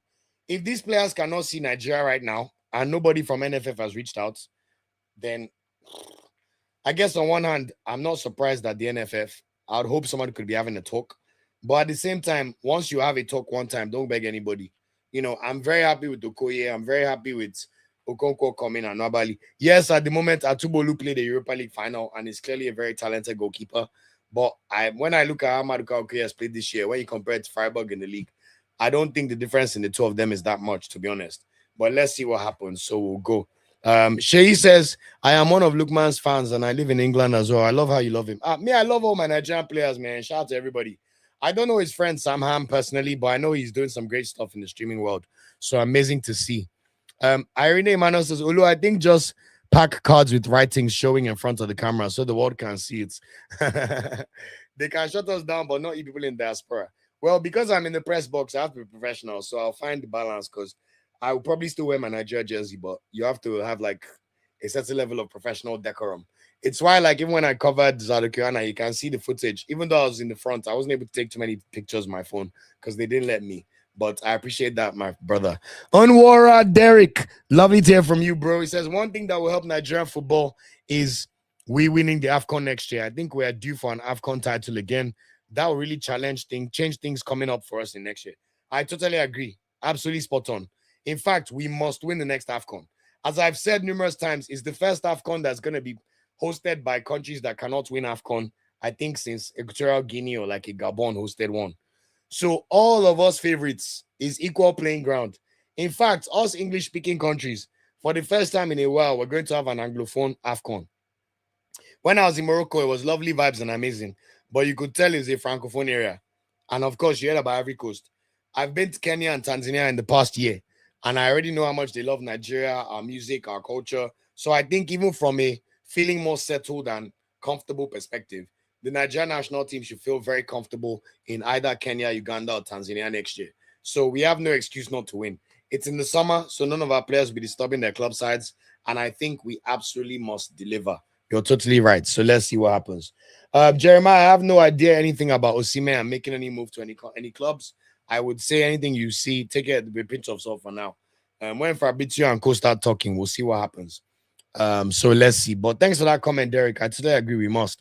Sheon says, look at this example. AC Milan missed out of the Champions League and everybody works dismissed. Thank you. AC Milan missed out on the Champions League somehow. Allegri's gone. Most of the board's going to be gone because there's consequence for failure. Italy, after missing out on yet another World Cup, the entire Italian Federation board resigned. There's literally going to be a new election in a few weeks. But look at us. It is well, honestly. It's well. Let's see if Alonso wants him. If Osimhen goes to the Prem, that would be nice. But if not, we keep supporting him, and I just wish him well. I just want him to keep shining for us in Nigeria. Taiwo says, honestly, Zarakiana will be the next big thing from Nigeria once he makes the big move. Just hope his career has been managed well. Well, I can assure you that from Aiko's perspective, that's how you pronounce the club's name in Sweden. They are definitely doing their due diligence of taking care of him, and I hope that he makes the right next move. Even Nigeria, look at NFF, they called up Zarakiana when he's injured. Does that sound like a federation that uses their brains? A club in Sweden is now telling you, wait, this player is injured. And while we were honored that you called him up from our Swedish league, he actually cannot travel. Do you get what I'm saying about the incompetence? It's shocking, man. But I have big hopes for Zadok, man. Big hopes. Let's see how it goes. Chukwemeka said the NFF, just like what I called qualified quacks. I love that. Ovie Jerry is also training with the other goalkeepers. Interesting. I'm tired of hearing of this Ovie Jerry, man. It's not good enough, I beg. That's the honest truth. Charles says we are going to protest and protest and protest till they have amnesia or PTSD. I agree, my brother. Let's see what happens. Nigeria Bonnie said, I think we should win the Unity Cup. We should, of course. But it's a lot of our players' first time with each other. When I get to the preview, you'll see that it's not, while there's a lot of players who are coming for the first time, we still have a good, solid amount of players who have played for Nigeria already. And honestly, there's no excuse to not be winning, to be honest. Maybe he didn't see your videos. He's a very humble guy. I doubt it. Lookman definitely knows who I am. There's no possible. I saw him at AFCON as well. I spoke to him for a minute, but like 2 seconds. Anyway, Jackson says Moses Simon should retire from the national team. A bit harsh, Moses Simon is about to get 100 caps. And like I just said, if anybody watched the match friendlies, whether we liked or not, Moses Simon was Nigeria's best player by far. He scored 2 goals, led the team well, was the captain, and showed why he's still in the national team. I understand the sentiment from last tournaments, but this is why I say we must watch the friendlies. Jackson, did you watch the last 2 friendlies? I'm not sure you did, because I don't think I can see Simon going all the way to next year's AFCON. There, maybe we'll have a decision there. But also, NFF, please, Alex Iwobi and Moses Simon are about to get their 100 caps. At the very least, find a way to honor them. Put a jersey with the number 100. Give them some flowers. Give them something to recognize their achievements. They will only be the 5th and 6th players, respectively, to make 100 caps for Nigeria. Please honor them properly. I know you bums don't care and you don't know what it means, but I promise you, these same NFF people, if it's to be honored by their village or to go to one environment where they will call them excellency, you will see the way that they understand the meaning of honoring people. Please honor these players properly. Alex Iwobi should get his 100th cap when we play Portugal. So please honor them properly. I hope so. Don't worry, Shay. Like, time will come. Like, thanks to you guys in the community, things have changed. Like I said, Osimhen knows, as far as Osimhen knows me, the rest know me. I'm sure a lot of them know my videos. Even at AFCON, I spoke to Fisayo, Dele-Bashiru, Osai Samuel, Ako Adams, Chibuike, Awaziem, Onuachu. Like, so these guys were known. And I just love the fact that now we're getting opportunities. YouTube have invited me for 2 boot camps. They've invited me to a special place to watch England versus Ghana during the World Cup, to cover it as a creator, even Unity Cup are now collaborating with Nigeria Football Week on Instagram. I did not speak to anybody. I did not reach out to anybody. They are the ones that are collaborating. The same agency that own Femi, that manage the agents of Femi Aziz and Otokonko. They tagged Femi Aziz and Otokonko call-ups to Nigeria and tagged Nigeria Football Weekly. So clearly, we must be doing something right. Obviously, like I always say, I have a day job, so I'm still trying to find the right capacity of what we're building. But by God's grace, we'll get to a level where I'll have additional help, and because all these things is still money that is costing everything. So, but I'm just very grateful for the progress and all the opportunities coming. So we will continue to support our country always. That one you have no doubt. And of course, as a true talking champion, I've now spoken for almost 2 hours without doing the Unit Cup preview or my weekend preview. But very enjoyable. Thank you to all 81 people on the live stream. Thank you for the likes. Thank you for the super chat. Thank you for the super chat from Tony A as well. If you feel like blessing a champion, I will not mind. These are time to collect our blessings. But I appreciate everybody. Please like the video at the very least. That will do me a world of good. I really appreciate it. Nostalgia FC said, I think we put our house in order. We can coast and AFCON with Benin in the next 8 years. We only need 4 good stadiums. Why is it that Nigeria, the best we can look for is co-hosting? It's a shame, man. Ivory Coast hosted a flawless AFCON. Morocco hosted a flawless AFCON. Like, Nigeria, such a disgrace, man. Ah, Derek said, I think each cup should be mandated for bringing in new players to the team. If we can always get 2 or 3 players, I don't think we can mandate stuff like that. It's at the end of the day, it's still a fixture that will count towards your rankings. You have to do what the coach feels comfortable doing. He's already mentioned that his A squad is coming for the Portugal and Poland friendlies, which is right. But at the same time, Unity Cup may not happen every year. Like next year when there's AFCON, I'm not sure there'll be Unity Cup in May. So let's see anyway. But kudos to Youth Cup guys for what they're doing and for them just trying to engage the diaspora. I think it's very important as well. Taiwo mentions Emmanuel Ayosi just signed for Slavia Prague from Karvina. Very good and skillful right-footed winger. We should keep tabs on him. Thank you so much, Taiwo. As long as he's signed for Slavia, I will keep a tabs on him next year. And you can tell Slavia are very committed to signing great Nigerian talents, and they've seen how well we're able to do for them. So Taiwo, I really appreciate your knowledge on players, really up and coming ones. So thank you for letting me know, and we'll track him next year for sure. MySpace plays say respect to Iwobi and Simon. One thing is for sure, they always show up for Super Eagles. Exactly. Also, by the way, Jackson, Moses Simon is coming to Unity Cup. Moses Simon comes to every Nigeria camp, no matter what. We have to give him his praise for that, at least for sure. He deserves respect. Um, I don't agree Simon is good, but he loves dribble.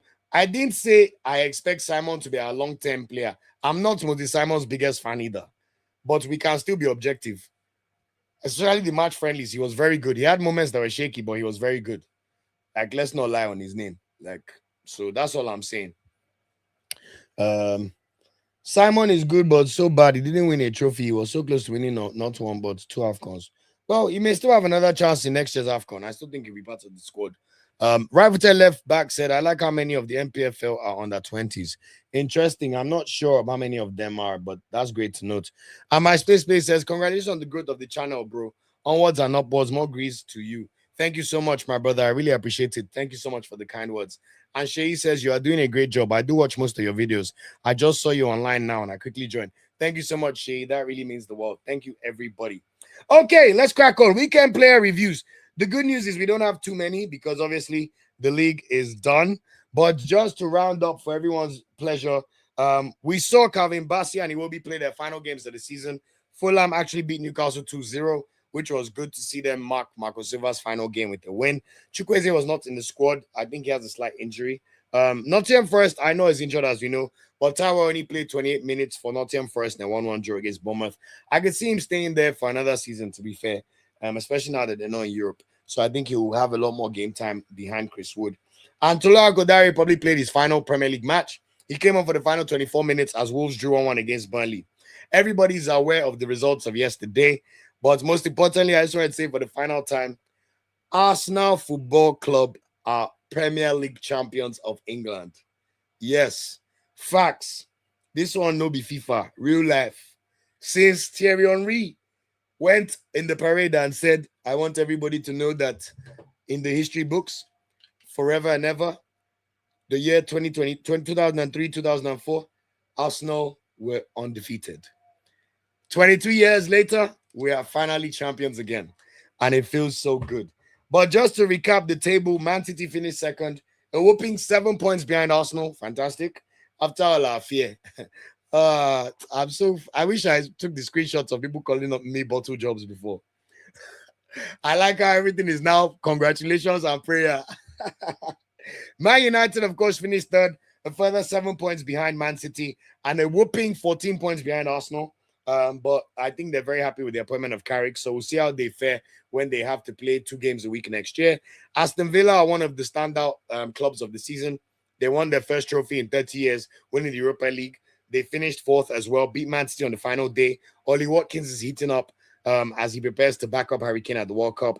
And I have to say, Unai Emery must get his flowers for the performances Aston Villa have shown this season. Liverpool finished 5th. 60 points, not the best end. Let's see what happens with Slot. I think they may keep him. Bournemouth, big praise to Bournemouth. Finishing 6th, their highest finish ever. They've officially qualified for the Europa League, first ever time in Europe, and they officially broke the Premier League record as the team with the most draws in a league season with 18. It means that they pretty much drew almost half their matches in the Premier League this season. And Anthony Iraola signed off with the 18-game unbeaten streak in the Premier League, which is just incredible. By the way, I want to point out Arsenal still ended up having the best goal difference in the Prem by 2. We conceded only 27 goals, scored 71. Only Man City with 77 scored more than us. And of course, we won the most games in the season. Now, also, big congratulations to Sunderland.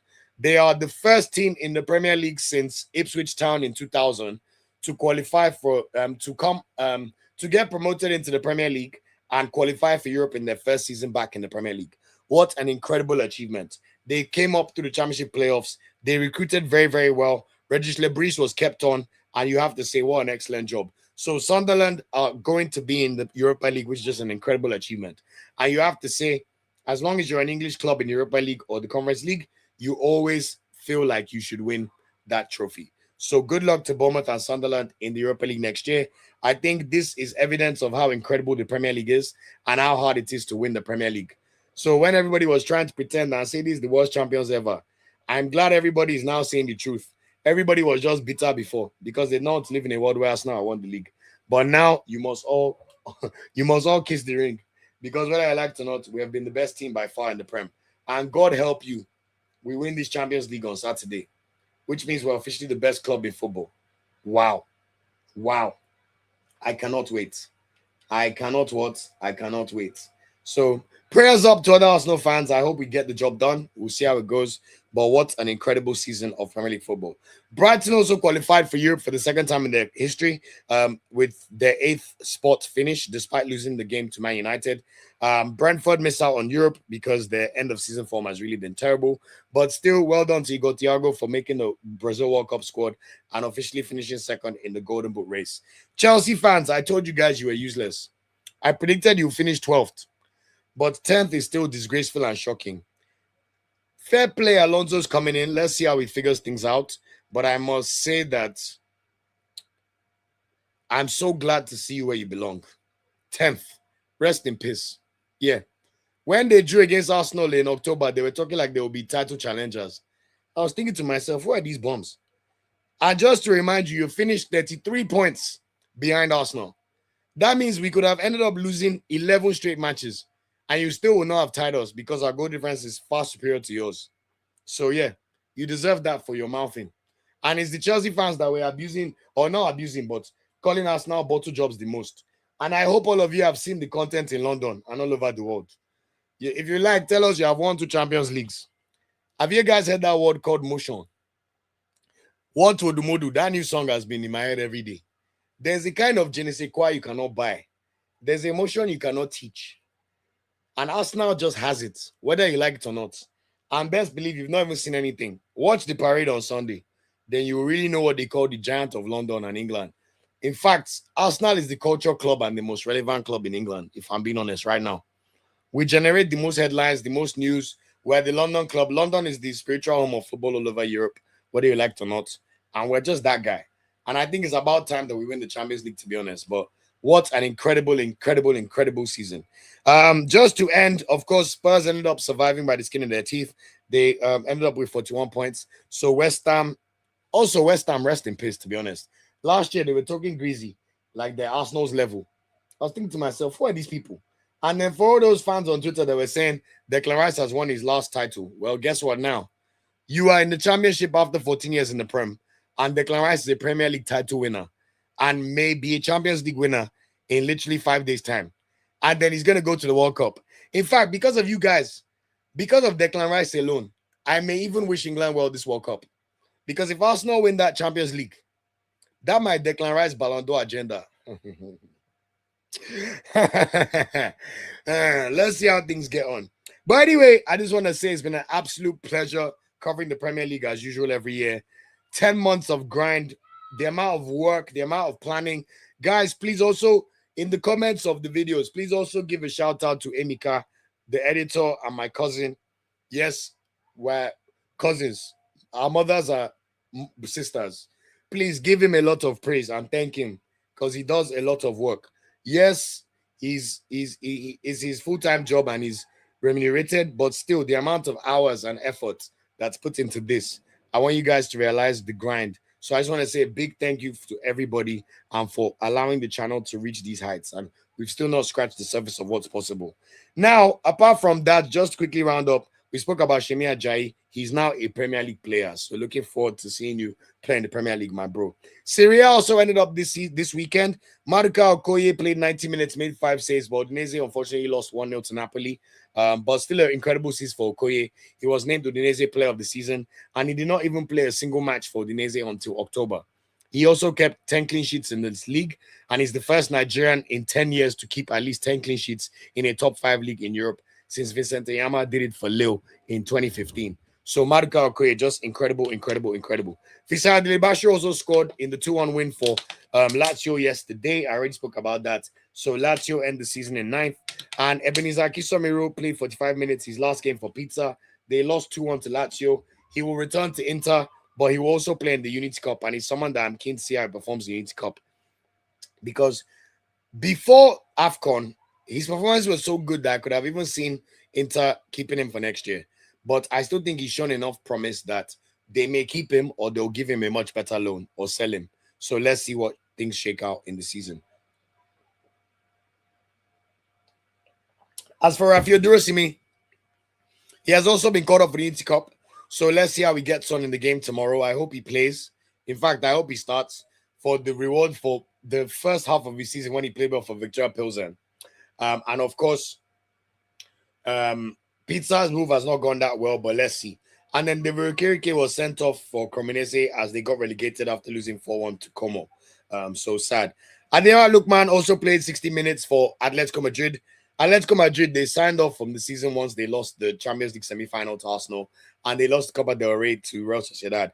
They got thrashed 5-1 by Villarreal, who have now confirmed 3rd spot in La Liga, while Atletico Madrid finished the season in 4th. So a lot of work to be done in the summer. But Ademola Lookman, congratulations for a successful move to Atletico Madrid.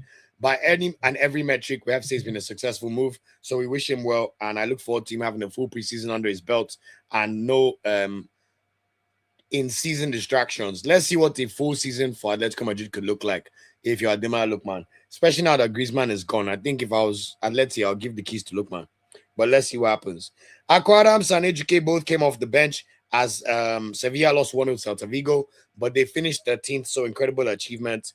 As for Valencia, can you believe Valencia ended up finishing the league 9th? That is an amazing achievement considering they're in relegation trouble after the first 15 games of the season. Omar Sadiq played the final 10 minutes as they beat Barcelona, who of course already won the league by 3-1. So well done to Omar Sadiq and Valencia. The only other leagues that were still playing this weekend in Belgium, Raphaël Onyedika became a champion for the 2nd time in his career in Belgium. He was on the bench as they beat Ghent by 5-0. Similarly to the way that you've seen Newcastle have stopped playing Anthony Gordon, I have a big feeling that Club Brugge have finally accepted that this summer is when they will finally sell Raphaël Onyedika. For someone who's played the last 2 years in the Champions League and played very well, I just want to see Onyedika remain in the Champions League. The only scenario I will accept Onyedika not playing in the Champions League is if he made a move to a so-called big club in the top 5 league. So, for example, if he goes to a Marseille, a Lyon, even Lyon are going to play Champions League qualifiers. You know, a Borussia Dortmund, a Leipzig, Roma. Roma have qualified for the Champions League. Como have qualified for the Champions League. What an achievement by Cesc Fabregas. Napoli and the Champions League. Those kind of clubs, I will happily see you move there. But if you don't go to the Champions League clubs, Juventus will play Europa League football next year. If you sign for Juventus, nobody can say that you did not sign for a big club. If you sign for AC Milan, nobody can say you did not sign for a big club. If you sign for Marseille, nobody can say you didn't sign for a big club. Even Leverkusen, I'll take it, even though they're going to be playing Europa League. But that's kind of what I mean. You know, I can see Onyedika playing for an Atletico Madrid. He's good enough. Or go and play for Villarreal in the Champions League. Let's see. Villarreal have now played Champions League back-to-back. I just want our players to be strategic with their decision-making. The only time I would accept Onyedika playing for a team that's not in the Champions League is if he comes to the Premier League. Like now, if he comes to play for Bournemouth, Brighton, Sunderland, Brentford, Fulham. I don't think anybody's gonna come here and tell you that those are not good moves for him. So that's what I would love to see from Onyedika now that he has done all he has achieved all he needs to achieve in Belgium, and we must give him his praise for a fantastic, fantastic career in Bruges. Um, Also, Urasor was on the bench. Genk no longer play him. I don't know what's going on there. But he was also drafted as a replacement for Zadokiwana. So let's see how he gets on if he gets any minutes in the Unity Cup. I thought he was really terrible in the March friendlies, and he's very, very lucky to have been given another chance. If Urasor does not play well in this period for Nigeria, he will never play for Nigeria again. That's the honest truth. And I think he can count himself lucky to even have a chance right now. So let's see what happens. As for other leagues, I already spoke about the Turkish league. It's over, but of course, Onuachu, Chibuike, and Nwaiwu and Nwakaeme became Turkish Cup title winners on Friday, with Onuachu scoring a brace in that final. What a legend for Trabzonspor, I must say. And of course, we spoke about Mubarak Suleiman scoring as Slavia Prague beat Victoria Pilsen 3-0. They already confirmed themselves as league champions, and they will be playing in the Champions League next year, which is great to see. As Taiwo also mentioned, they've signed Emmanuel Ayeosi. So at the very least, we'll see Emmanuel Ayeosi, David Moses, Igor Ugbo, Samuel Isife, and Mubarak Suleiman in the Champions League. There's a world where they may cash in on Ugbo, I think, or maybe Moses, but I think the others will definitely still remain in the club next year. So massive, massive congratulations and brilliant to see. And of course, the only other player we mentioned was Kelechi Iheanacho, who scored the third goal as Celtic beat Dunfermline 3-1 to clinch the Scottish League title and Cup double as they won on Saturday. So that is it in terms of the weekend player reviews. Olu, okay, you can't talk, eh? 2 hours, you've not even done Unity Cup preview. Okay, now it is the official Unity Cup preview. Now, I want to speak like this because I know Emika is going to cut the video so that those who have not joined the live stream can watch Unity Cup preview. So I'm going to just bear with me, even though you're on the live stream. I will get to let me get to the comments first and I'll pretend like I'm starting Unity Cup preview show on its own so that the video can be dropped on its own. I hope that makes sense. Step Monique said, Mr. Olu, I think Educate deserves a second chance in Unity Cup. No, he doesn't. It's had a shocking season for Sevilla. Guy's a glorified bencher. Like, I like him as a person, don't get me wrong, but Educate, nah. Nigeria, we need to stop acting like every player that is playing in a top league must play for Nigeria. We are not small now. The same way you don't see any Nigerians saying David Okereke should come and play in Nigeria, even though he's playing in Syria. Like, it's not everybody that once they are doing all right should come to Nigeria now. We have far better wingers than Ejuke. Someone that has been on the bench pretty much for 95% of every Sevilla game. Come on and play 20 minutes. Scored only one goal in the league season the entire year against the bottom side, Real Oviedo. Thank you for your goal against Gabon in the World Cup qualifier, but come on. It's like you've forgotten how Ejuke played against Tunisia. That stopped him from playing a single minute for the rest of the tournament. And to be fair, it was a great sport about it. Like every time he has a great relationship with Akko Adams. I spoke to him, he was really, really kind to us, and he's a fantastic human being. So I have nothing against him, but we need to stop these things. Not everybody that does. No. Charles says no Real Madrid players in Spain. Yes, I saw that today. No Liverpool player in England squad. That's not that surprising. It happens sometimes. My goodness, Olu, comment on this. And who do you see winning the World Cup? That's a great question. The Real Madrid one is interesting because obviously it's quite surprising. But there was also a tournament. Is it Euro 2020? There's been a Euros recently where there was no Real Madrid player in the squad as well. But of course, it is concerning. I think Dean Huijsen can count himself unlucky not to be selected, especially because once they sacked Javi Alonso, it seems like his star went down. If I'm De La Fuentes, I would have still taken Huijsen, but was my own. You know, England and Liverpool is not that deep. Like England have three traditional big clubs: Man United, Liverpool, Arsenal, and six overall so-called big clubs. In fact, now I'll swap Tottenham for Aston Villa and say seven. So no qualms. Like it's bound to happen. Sometimes there may not be a Liverpool player in this England squad. Who do you want to pick? Joe Gomez. Ew, bum. Anyway, who do I see winning the World Cup? I will do another World Cup predictions video now that we're getting closer to the World Cup.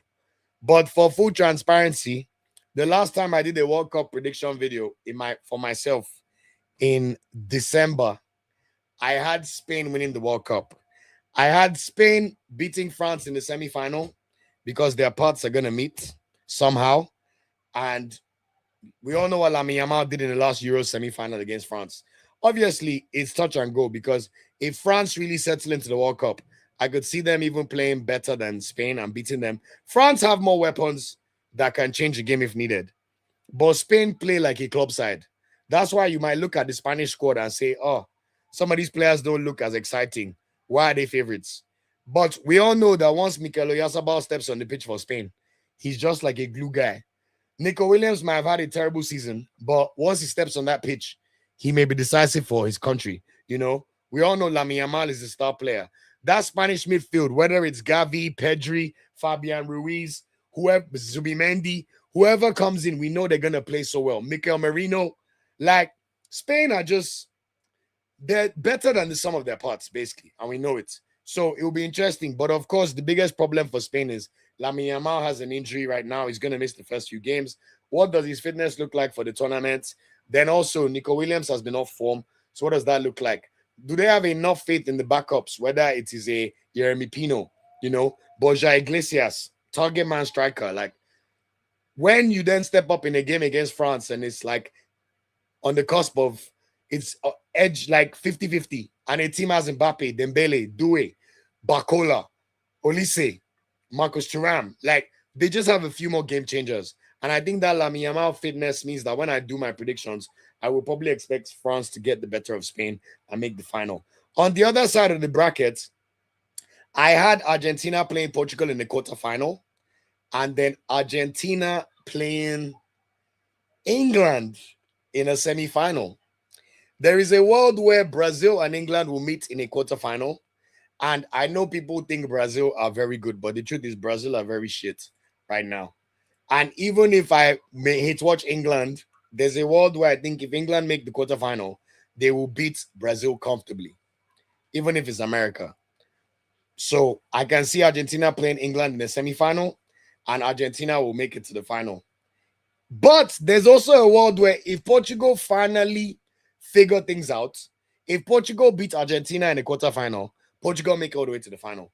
But the problem is we're yet to see Portugal put the whole sum of parts together in a World Cup. They've done it in the Euros. They've won the Euros. We've seen them win 2 Nations Leagues, but it's Nations League. It's like Chelsea fans trying to flex Club World Cup. Come on, mate. It's not that important. So we need to see more. But I think there's a lot of intriguing matchups coming. There's a world where I even have Senegal playing Brazil in a round of 16. And if Brazil are not careful, I think Senegal could beat them. So let's see. But for now, if there was a gun to my head and I had to pick a winner, it's very boring, but I will still go back to France. When Mbappe is going through this kind of chip on his shoulder vibes, Madrid fans booing him despite scoring almost 50 goals, the French public, the racist part of the France public are complaining that he spoke out against the far right. But Mbappe knows that he's only 4 goals away from breaking Ronaldo's record for most goals scored in the World Cup. He has already won 1 World Cup, scored a hat-trick in the final of the other one. And you just know that Mbappe with this kind of energy, oh, ooh la la. Oh, I can't wait to watch the World Cup, man, honestly. I think it's going to be one for the record books. So that's what I think, Charles. I hope that answers your question. Jackson says, yes, I did, but let's try new guys. Yeah, but you can't just remove a player that's giving that kind of service to your country. That's not right. Moses Simon must be ushered out of the national team the right way. And that's what I mean about giving people their flowers. You can't be someone that has almost 100 caps and you should just be removed from national team. It shouldn't work like that. Adama, good to see you. Adama Ogu said, congratulations on your Arsenal win. Thank you so much. Champion energy, champions of England. You'll never sing that. You'll never sing that. You'll never sing that. Arsenal fans, we're going to be sufferable all year. And I love it. And nobody can ever call you bottle jobs again because guess what? You're of the bottle. You are the champion. Like a special fine wine that's been aged for years, you know, from one of the finest chateaus in Bordeaux. Talk to me nice. Noel says, Olu, don't you think it's odd that Arsenal didn't concede a penalty or a red card throughout the whole season? Why is it odd? It shows a team that's very good at managing their emotions. Last year, we got at least 5 or 6 unnecessary red cards. And I always know that Arteta made a point about us controlling games better. And I think the theme of this season is control. Arsenal have been behind in matches very, very few times. I don't think we even considered 2 goals in any. The number of times considered 2 goals in a match, we can count it maybe on one or two hands. Like we've just been a very, very dominant team, even though social media will make you believe it's been the opposite. Look at our Champions League record. We won all our league games. We beat everybody. Qualifying knockout stages, beat everybody. Kept clean sheets almost every game. Like we've been such a consistent side, and for us to not give away any sloppy penalties is credit to the boys and the team. Well done. So I don't think it's odd as an Arsenal fan, but I'm guessing you're not an Arsenal fan. That's why you think it's odd. So let me know who you support. Oti Victor says, can't just imagine Super Eagles beating Portugal. I mean, Portugal are favorites for sure. But I think what we all want to see against Portugal is Nigeria put their best foot forward. We know that we respect our national team. And this is one of the first few times that we'll be able to replicate almost our entire starting XI from our best AFCON in a minute in terms of performance and style of play against one of the giants of international football. Portugal have not yet won a World Cup, but they sit in that top bracket, you know. So how can we perform? Before the 2022 World Cup, Mr. Jose Pesero took us to his homeland to get battered, and we looked absolutely useless. They beat us 4-0, and we looked like a waste of space of a national team. So at the very least, I want to see what Eric Shell's boys can look like being tested against this kind of opposition. Obviously, we wish we were playing Portugal against Nigeria in the World Cup, like DR Congo are going to get to do. But that's why I say the pain must enter. We must never feel this kind of pain again. So that's why it has to hurt. And we must feel this pain for now. So that is why, even though you say we cannot beat Portugal, let's give them as good of a game. They're going to a World Cup. They may not even play their best players. But we, after the Portugal game, all the players get to go on holiday until late July for preseason or early August. So perform your best. Let's see how we perform. This is going to be Victor Osimhen's first friendly match for Nigeria since 2019. Victor Osimhen has not played a single Nigeria-friendly match since 2019, obviously partly because of fitness. But finally, I want to see Osimhen play against Portugal and what he can do for us. And I think the fact that he's not going to be able to break Yekini's record at the World Cup, the next best option for me is doing it in a game against Portugal. Let's see. I'd rather he does it against Portugal where we know they will have good cameras, good pitches, interviewing properly, before we now go and do AFCON qualifier and Uyo again. Then they will go and bring one, that press conference background again, So even though, OT, I know what you mean that you may not beat them, but let's see how good we can give them again. That's all I want to see. Taiwo, I like this comment. I keep hearing about Moses Uzo. I'm going to track him properly next year because everybody's mentioned how good of a season he's had, how dynamic of a forward he is, or maybe even Bamdele Yusuf. That's another forward I like. So let's see. Taiwo says AC Milan may not sell Chukwueze again because they're about to sign Iraola from Bournemouth. Oh, I didn't see that Iraola angle. Now that they've sacked Allegri. Because I was thinking about where's Iraola going to go? That's a very good point, Taiwo. So have they actually said Iraola is looking at AC Milan? That seems interesting.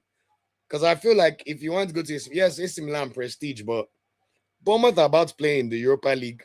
They'll probably be one of the favorites to win it.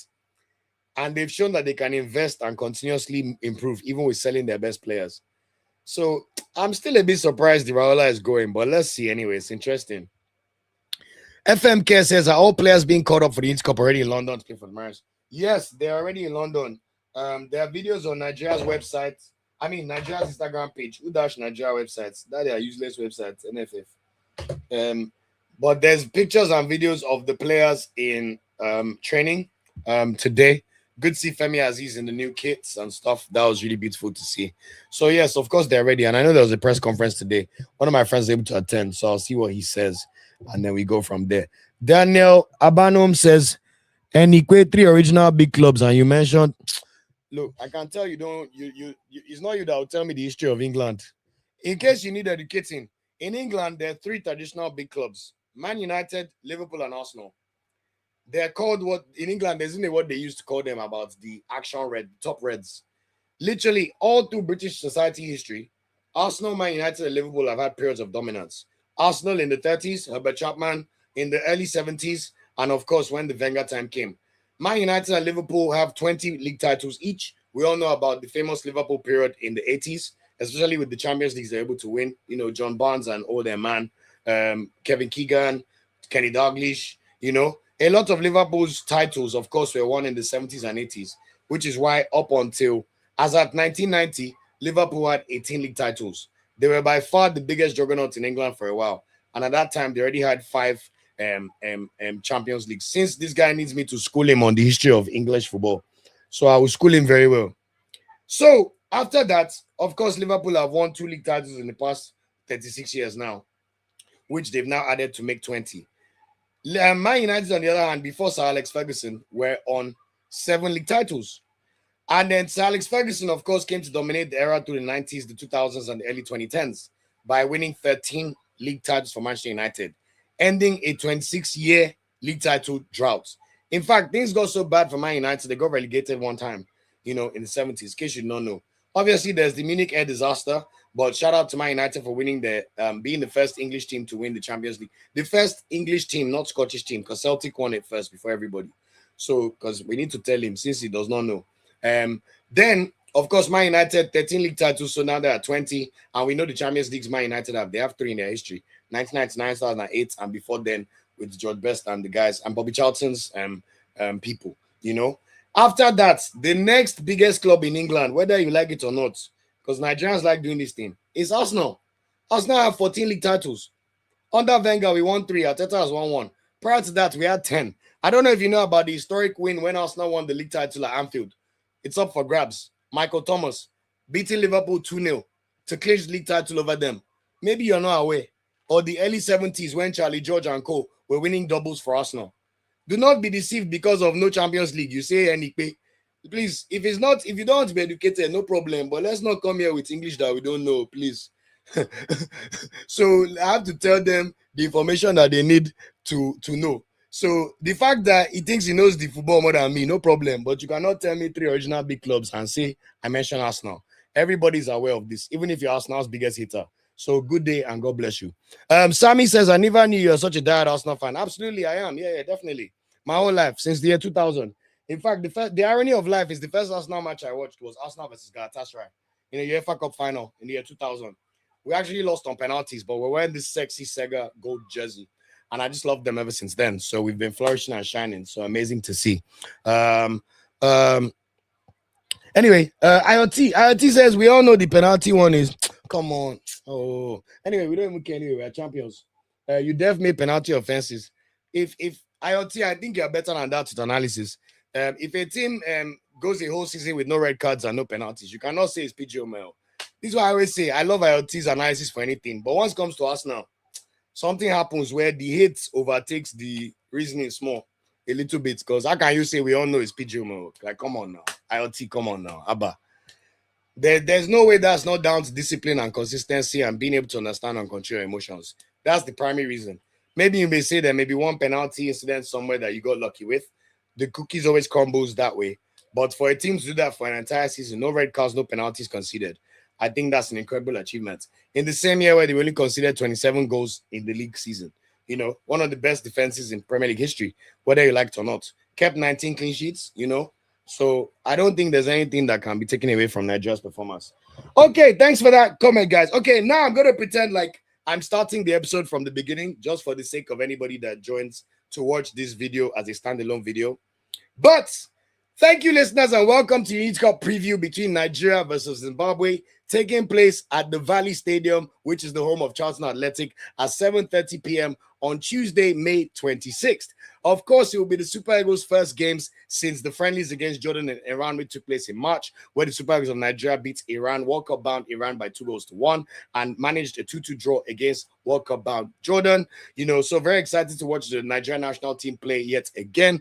And of course, always a pleasure to get to watch the national team up close in my local area here in South London. It's been a fantastic year for Nigeria, even with the World Cup miss, especially with how incredible our AFCON was and getting all the way to the semi-final and losing to the host on penalties. But we saw a really exciting brand of stylish attacking football, which definitely got Nigerians excited about the national team's future.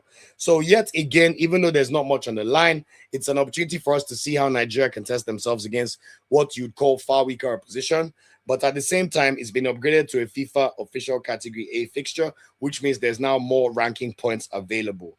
The winner of this game will then play the winner of the other Unity Cup semi-final, which will be between India and Jamaica. And that game will be taking place on Saturday, May 30th, on the same day as the Champions League final.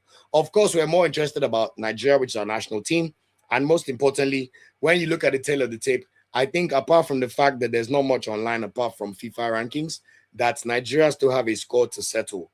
Nigeria ranked 26th in the world, of course, and we're the third best team in Africa right now. Zimbabwe, by all indications, are minnows of the world. They are currently ranked 130th. But here is where the big problem is with Nigeria. Nigeria have played Zimbabwe a total of 9 times, and we have only beaten them 4 times. Yes, we have only lost to them once, but we have drawn to Zimbabwe a whooping 3 times. And what makes matters worse for me is that Nigeria have drawn against Zimbabwe in all the last 3 times we have faced these so-called minnows. Nigeria have not beaten Zimbabwe in a match since the year 2006 in the Africa Cup of Nations. Since then, we've had an international friendly against Zimbabwe in the year 2019 in June, and we saw them struggle. And then also, for this same FIFA World Cup qualifiers that I've told you guys all about, whether it's Pesero or Finidi butchering our performances, Nigeria drew against Zimbabwe twice. The first time under Pesero, we drew disgracefully against Zimbabwe 1-1 away. And yet again, in one of Eric Shell's first games for the Nigerian national team, when he had not yet had much time to work with the boys, we saw Nigeria concede a very, very cruel last-minute goal to Tawanda Chirewa, which was, of course, when a mistake was made by Trustekong, and we knew that it was the final moments of Trustekong as a Nigerian national team player. Now, the reason why this all counts is you have to admit, if Nigeria had beaten Zimbabwe in both games like we should have done, considering their ranking and their level of talent compared to Nigeria, we will not be here talking about playing any bloody Unity Cup games. We would be going to the FIFA World Cup. That is just the honest truth. South Africa, on the other hand, when they got to play Zimbabwe at home, they thrashed the living daylights out of their neighbors. I think it was 3-0. So Nigeria, you have only yourselves to blame for this. But the point is, even if you say it's just a friendly match, you have to perform against a team you have failed to beat in 20 years. And you directly were unable to beat them twice, even in World Cup qualifiers, as recently as March 2025 last year. If I'm even being brutally honest, guys, the moment we considered that late equalizer to Chirewa in March 2025 last year, that was the first time in my mind I mentally accepted that it is a much higher chance that Nigeria will be sitting at home than going to the World Cup. So at the very least, even if it's for your respect, at the very least, Nigeria needs to go to this game and deliver. That is what we expect to see and what we expect to see. So, just to recap for everybody who's watching this for the first time, what is the Super Eagles Unity Cup squad list? Goalkeepers, we have Francis Zoho from Onia FC in Cyprus has been called up yet again. And Michael Atata of Ikorodu City FC in Nigeria has been called up from the MPFL. Most importantly for me in terms of Unity Cup squad is Otto Konko of Wrexham United has officially been called up for Nigeria for the first time. I also saw him do a beautiful interview talking about what it meant to represent Nigeria and how he's been waiting for this opportunity for a while and building towards it. So I'm really, really intrigued to see how Otto Konko performs. And in fact, Eric Shell, please give him his debut. We've seen enough of Uzo, please. Thank you. Defenders, Emmanuel Fernandez will be coming back into the squad to potentially make his 3rd and 4th caps for the Nigerian national team. The Rangers FC centre-back who was recently included in the team of the season, and we know it's highly, highly touted. 6'5", very, very good in the air, very mobile as well, dominant, and he also scored a fantastic goal over the international window, which was really good for me to see. And he's such an aerial threat, which I think could end up being a serious weapon for Nigeria. Basically, in my mind, I see him as a younger, better version of Shemi Ajayi eventually, even though he's left-footed. So that's an interesting one to figure out between Basi, Frederick, and Fernandez. Apart from that, Chibuike Nwaiwu has had an exceptional season for Wolfsburger and most recently for Trabzonspor, has also been called up into the squad. And Igor Ugbo has also been called up into the squad, the Slavia Prague centre-back, who, of course, was in the AFCON squad and started the 3rd place game. In terms of players you recognize, Bruno Yemechi has also been selected. Super Eagles starting left back, who had an exceptional AFCON as well. So those are the 4 familiar names in defense from the Unity Cup squad. Now we have 3 new call-ups. One for Elias Ochobi of Rivers United in Nigeria, while 2 players from Rangers FC in Nigeria have been called up, Chibueze Oputa and Obina Igboke. So let's see how they get on in these games. In midfield, We will see Super Eagles captain Wilfred Ndidi captain the side. Well, at least officially, he may not play. And we've also seen returns for a few usual suspects. Raphaël Onyedika of Club Brugge is in the squad as well. Tochukwu Nadi is in the squad from Marseille. Ebenezer Kisomiro is in the squad from Pizza FC.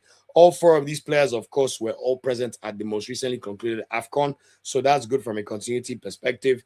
I think it is quite intriguing that Alassane Yusuf has been called up from New England Revolution, and in particular called up for both the Unity Cup squad and the friendlies against Portugal and Poland. I think that is very interesting because some of these other players are not in the squad for the games against Portugal and Poland. In terms of new call-ups, while I'm happy for him, I'm not sure how deserved it is, but Samson Tijani has been called up for the Nigerian national team. Former under-17 captain, now playing for Dukla Prague, not one of the best teams in Czech Republic. He's also a very humble and nice person, been interacting with us here and there. But I think he's a bit lucky to be called up. But look, if you take your chance, we're happy for you. So well done. In addition, we've seen 3 players from the MPFL called up in midfield. Aderemi Adeoye of Ikorodu City FC. Ayobami Jr., who's of course the player that I've heard the most about, touted as a very good number 10. So let's see how he gets on. He plays for Shooting Stars in Nigeria. And also Tosi Oyedoku of Ikorodu City has been called up into Unity Cup squad. In terms of the forward line, probably the player most likely to captain Nigeria on the day, Moses Simon, returns after having a very, very good match international for Nigeria. Akko Adams returns for Nigeria as well. The Sevilla FC striker who ended up the season scoring with 10 goals in La Liga. Philippe Otele also returns. I think this will be his last opportunity to really try and stake a claim for Nigeria. And of course, the strangest call-up for us is Oseni Owen of Plymouth FC, who play in League One in England. Zarakiana was initially called up, but he's since been replaced by Yirasor. While Terem Mofti also makes his return to the Super Eagles, and he's had an interesting year, started terribly at Nice, but now ended up fantastically well by becoming a title winner for FC Porto. In addition to that, we also see Rafael Durosimi called up for Nigeria for the first time, probably in recognition for what he did for Victoria Pilsen up until January, but he's now at Pizza and it's not gone so well. But in terms of his profile, he's a striker that really, really excites me in terms of the Nigerian national team. Also, the most exciting one for me is Femi Aziz of Millwall FC in England. You know, very, very good player, talented, skillful, very good on the ball, great crossing attributes, great finishing attributes. Was named in the championship team of the season for this year that just ended. Millwall, of course, lost to Shemi Ajayi's Hull City in the playoff semi-final 2-0 at home, which was surprising.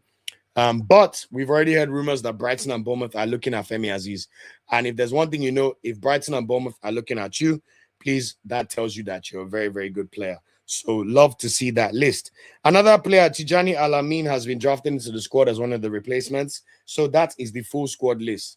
In terms of the Zimbabwe list, I don't need to go through the entire list, but I'll just mention the one or two that I may know about. Most of their players play a lot of plays in a lot of different countries all over the world, but probably the most recognizable ones are Jordan Zamora, who plays for Udinese alongside Maduka Okoye, Divine Lunga, who plays for Mamelodi Sundowns, who of course recently crowned the CAF Champions League winners yesterday. Congratulations to them. Marvelous Nakamba used to play for Aston Villa, now at Sheffield Wednesday, relegated to League One. And Marshall Munetzi is probably their most high-profile player. He plays for Paris FC alongside Moses Simon, and he was at Wolves FC recently. Tawanda Chirewa, who played for Wolves for a bit, and of course was the player who scored that dagger goal in Uyo, as that pretty much put paid to our chances of making the World Cup, is also in the squad. Right now, he plays for Barnsley. Also, I think another player that we must be worried about is Tawanda Maswanishe of Motherwell FC. He has been the top goal scorer in the Scottish League this year and has really been a breakout star in the Scottish Premiership. So I'm sure he'll be eager to see how he can perform for his country. And they also have Daniel Msendami of Orlando Pirates, who were just crowned champions of the PSL over the weekend. And Tino Kadewere, who recently played for Lyon, but at the moment now plays for Aris Thessaloniki in Greece. So those are the standout players I recognize from the Zimbabwe squad. Zimbabwe don't have any opportunity not to put their full strongest squad, in my humble opinion. So that's what I expect. Now, this will be Zimbabwe's first games of any kind since the AFCON ended. So intrigued to see how they get on. Of course, the AFCON was really, really shocking. They only got one draw against Angola. They did lose narrowly to Egypt by 2-1. Remember, Egypt had to score a last-minute goal. I think it was it Mamouche in the first game? And then even against South Africa came from behind to score two late goals to beat them 3-2 in the Africa Cup of Nations group stage. As for Nigeria, we already know about how our exploits were at AFCON. I'm very unlucky to lose to the hosts in what was one of the most hostile environments I've ever been in my life. And of course, we most recently played Iran and Jordan, beat Iran by 2-1, and drew Jordan 2-2, which was a bit of a surprise, but the Jordan team played really well, we must say. So, expectations for Nigeria for this match. Honestly, just win the match.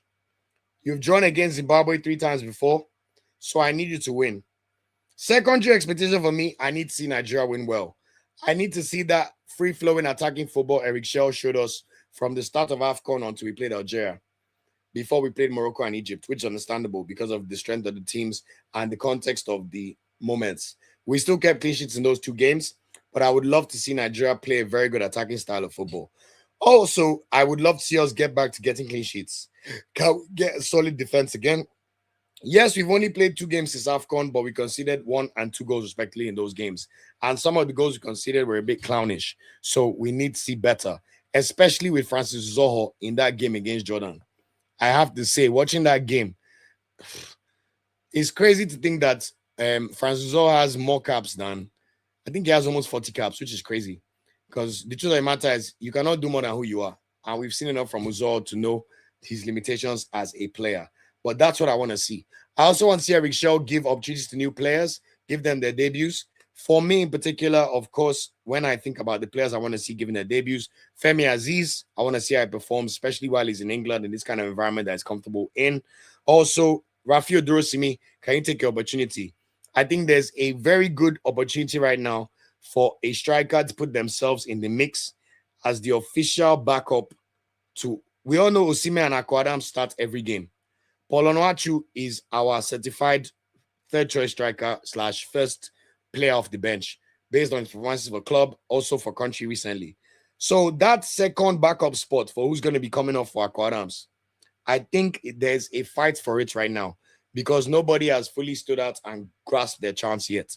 So Raphaël Onyedika is somebody that I'm intrigued by his physical gifts, and I've seen him perform really well for Victoria Pilsen, and I'm hoping that we can see him show us more in this game tomorrow and against India or Jamaica. So he is one.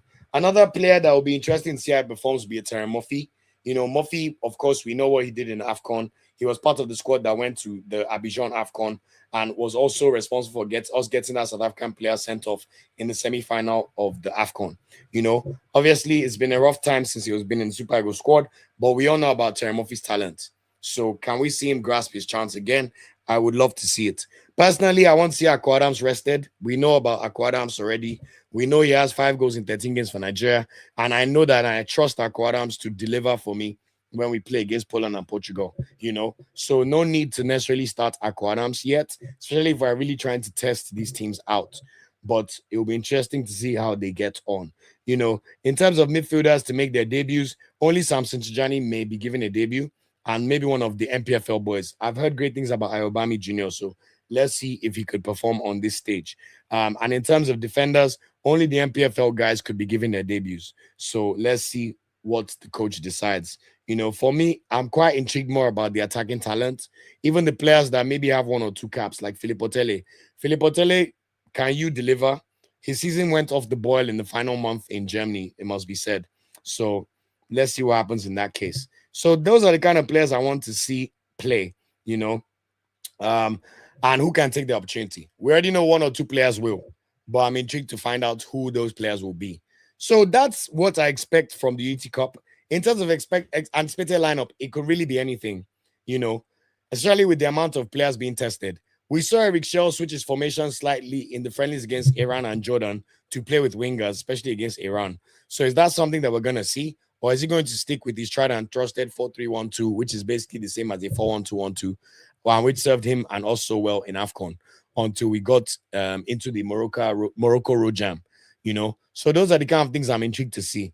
You know, when you look at the players he's called up, you think he may go with wingers, especially tomorrow. Maybe he may play Simon and Femi Aziz. I don't know. But for now, if I'm going to predict a lineup, I have to go with Eric Shell's most important formation he usually does. So in terms of goal, I want to see Otto Konkwo start. No Francis Zoho, please. I'm not sure who's going to play right back because I don't know as much about the MPFL players and who can play right back Osai Samuel is not joining the squad until the Portugal and Poland games. So that's an intriguing one to see. Or is he going to play 3-4-3 and play three centre backs and then play wing backs? And then he might play Moses Simon or a right winger as a wing back. Maybe. I don't know. But for now, we still know he'll go with a 4-3-1-2. So let's see on the right back. I already know Emmanuel Fernandez is definitely going to start, and I'm so happy that people are going to watch him up close and see how good he is. One of Nwaiwu or Ogbo will start. Me personally, I will play Chibuike Nwaiwu. Curiously, Chibuike Nwaiwu was not called up for the Portugal and Poland squads, so let him play this match and show what he can do. Left back Onyemaechi will have to play because there's no other left back in the squad. Zedu Sanusi will join the squad for the Poland and Portugal games. In midfield, I think the midfield picks itself. I don't want Wilfred Ndidi to start. We all know about Wilfred Ndidi, very important player for Nigeria. Let us keep Wilfred Ndidi for the Poland and Portugal games. I would love to see Onyedika, Akisomiro, and Tochukwu Nadi all start. Tochukwu Nadi can play as the number 6. He's a very, very good number 6. Akisomiro and Onyedika are far more box-to-box players that we give them credit for. They also have a good eye for progressing the ball and playing line-breaking passes. So me personally, I would like to see Onyedika and Akisomiro play as the joint 8s, almost like Eric Shaw did against Uganda, where he played Fisayo, Dele-Bashiru, and Onyedika in similar roles. So that is what I would expect. In terms of the number 10, I think that's where the most intrigue comes for me because we don't have any natural number 10 in the squad. So does Eric Shell do what he does where he'll play like a Chukwueze as a number 10? Maybe he'll play Moses Simon as number 10 and Moses Simon will captain the squad. I know that Eric Shell is a big fan of Moses Simon, so that'll be interesting to see. But me personally, even though I know he's a winger, why not try Femi Aziz there? Let's just see what it could be like, you know? Or give Femi Aziz the moment to come in as a striker later.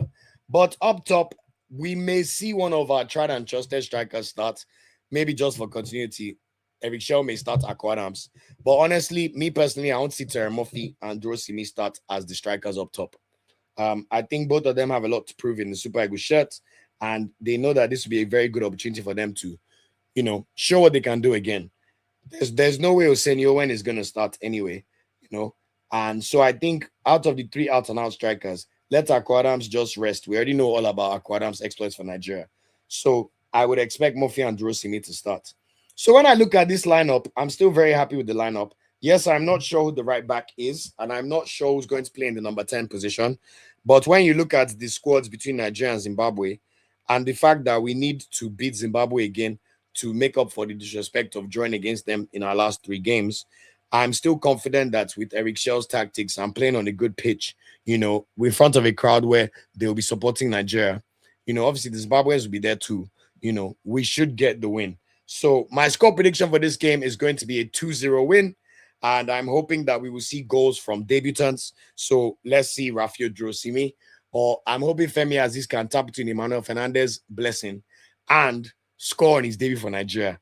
I think that's the best way to get the monkey off your back and just show that you belong. So I'm hoping that debutants will score the first goals. So let's see how the game goes. And that's it for the Elite Cup preview of Nigeria. Be interesting to see what the people think. And of course, we wish Nigeria well. I will be in the game tomorrow. I've got a press pass, so I'll be in the press box. And I'll do my best to make a match day vlog as I usually try to do. I'll also try to make sure I can interview as many players as possible in the mix zone after the game and just see what content I can bring for your listening and viewing pleasure. So let's see how Nigeria gets on in the Unity Cup. That's it for the Unity Cup. This has been a long one, but you know what? Let's keep the ball rolling. I saw the person that came to message me on my channel about me talking about football, telling me that I should not tell him about Prem, but he wants to tell me about Prem. You see the hypocrisy in that. You see why I just love Nigerians. God bless you.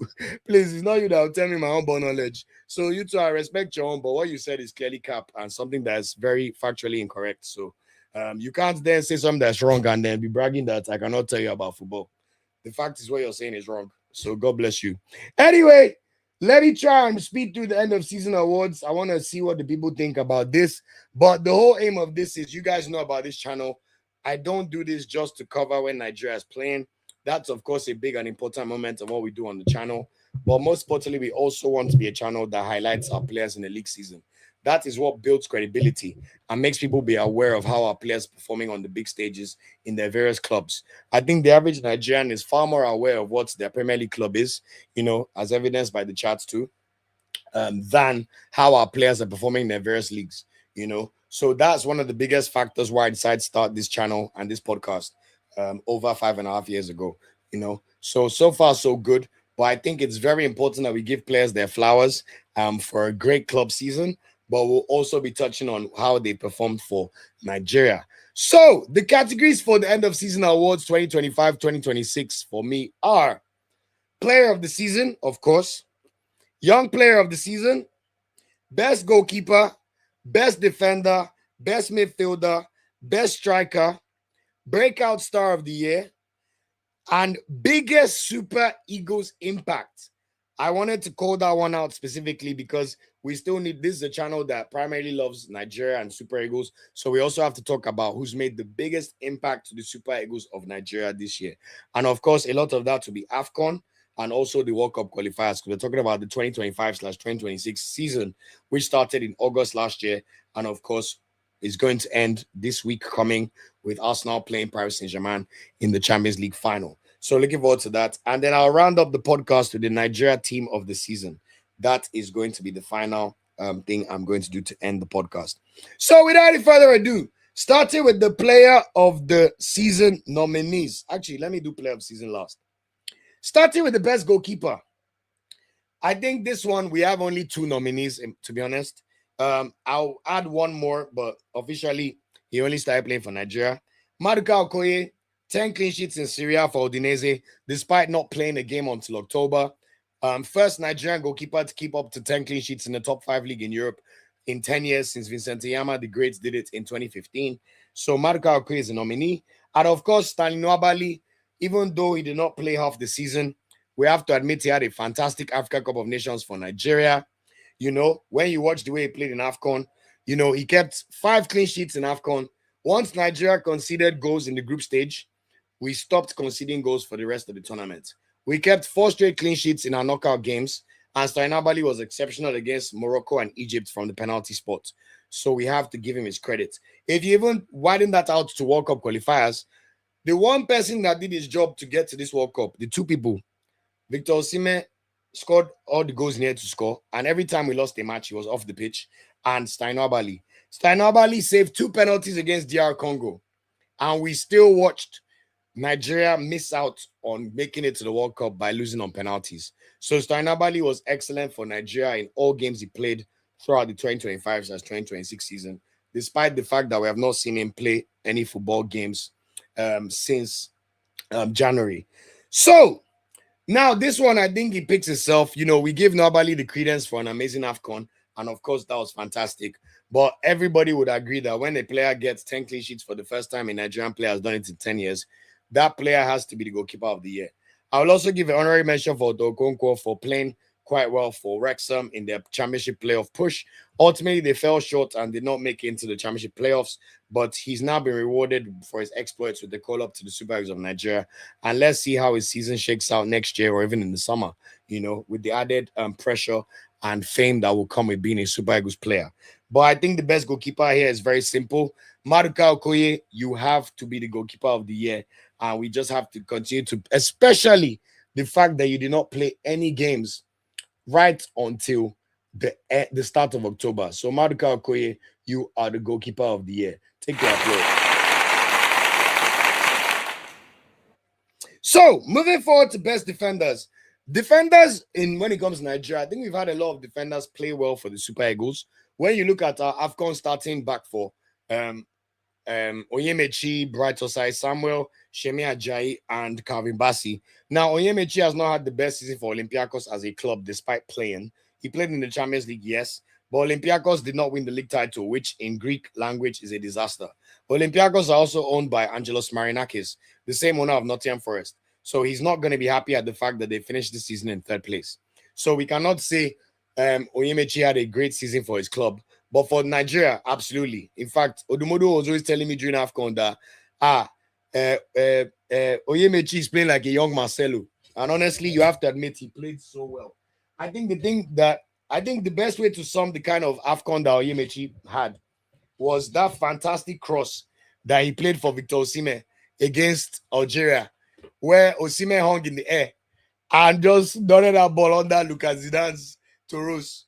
Oyebechi really watched me at AFCON. I was so impressed. I'm so happy. So just get the caveats. Similar thing for Brightside Samuel. Osai Samuel had an incredible AFCON. Remember the game against Algeria? He pocketed them so well. In fact, I think Osai Samuel was unlucky not to be named man of the match in that game.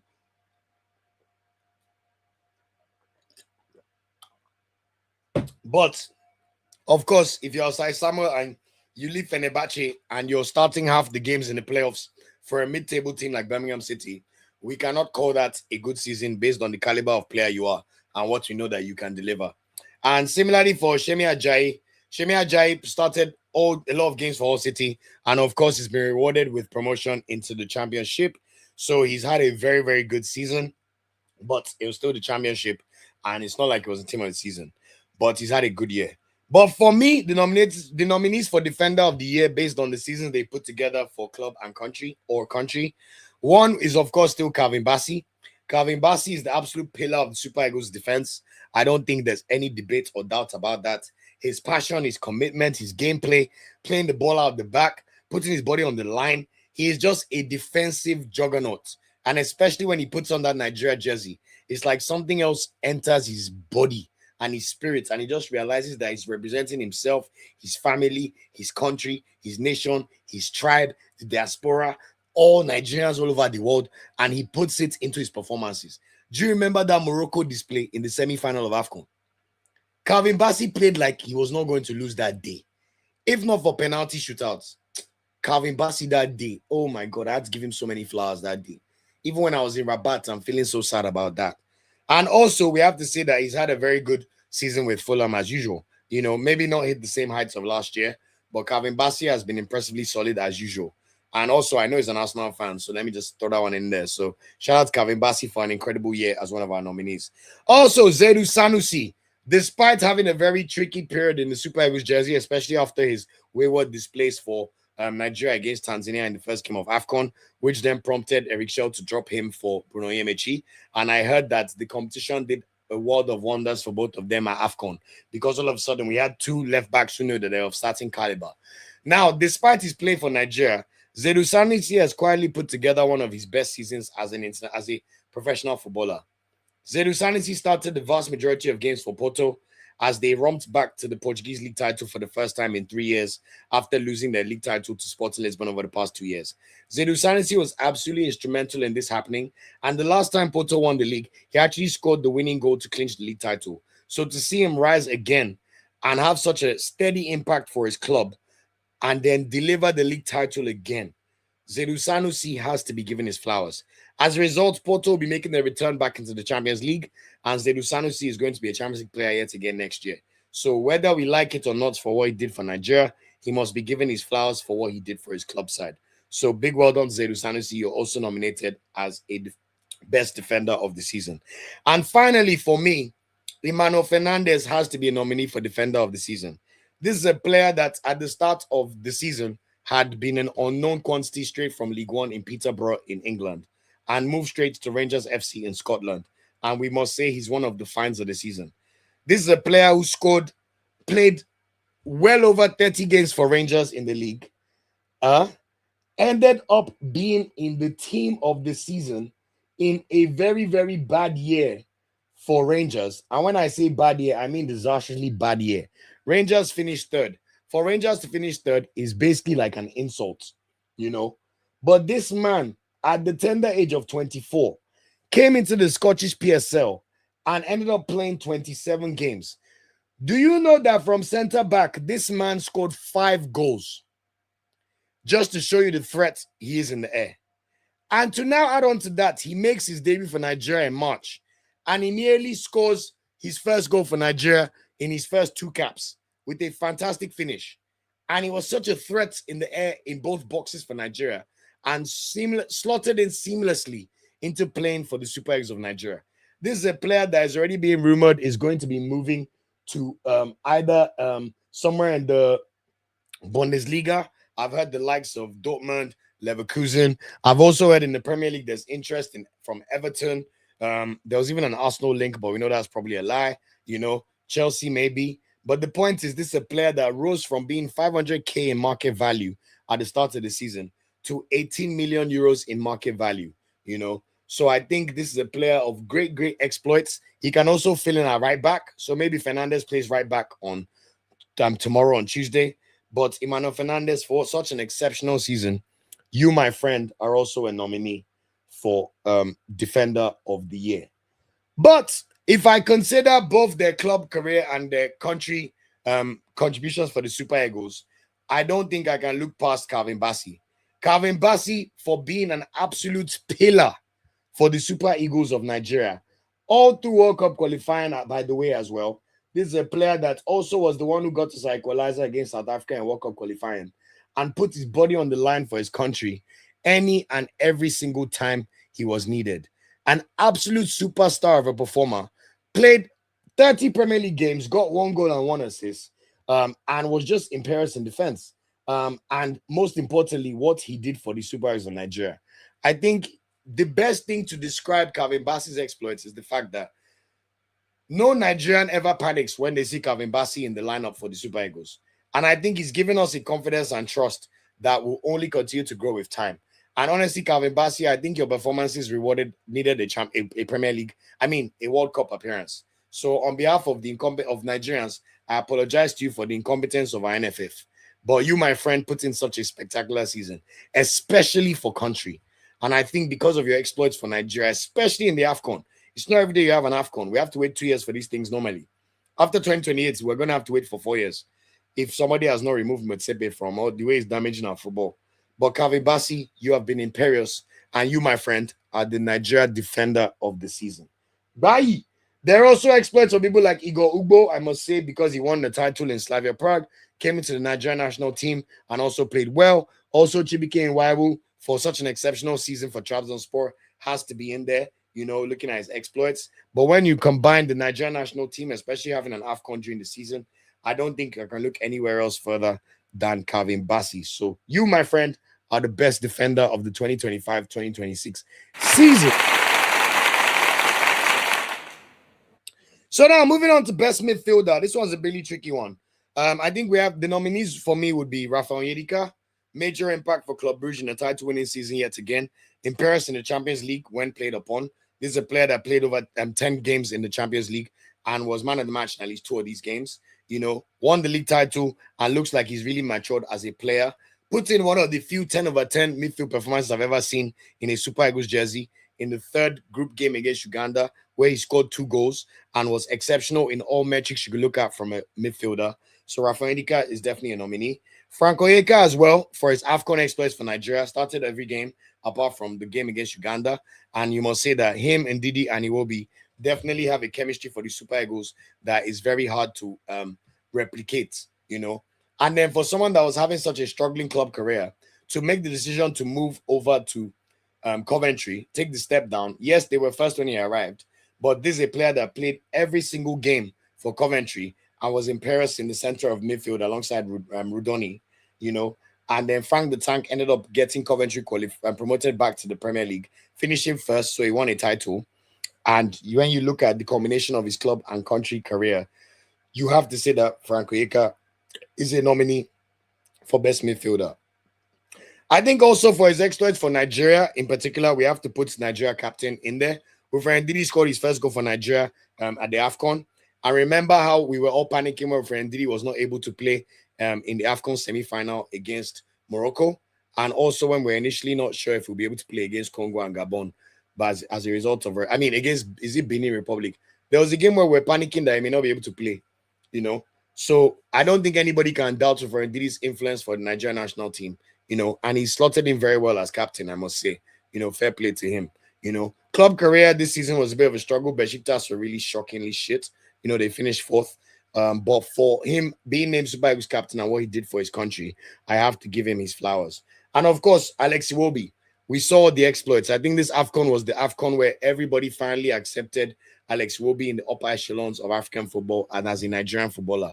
This is a player that's about to make his 100th cap for Nigeria and has never really let us down.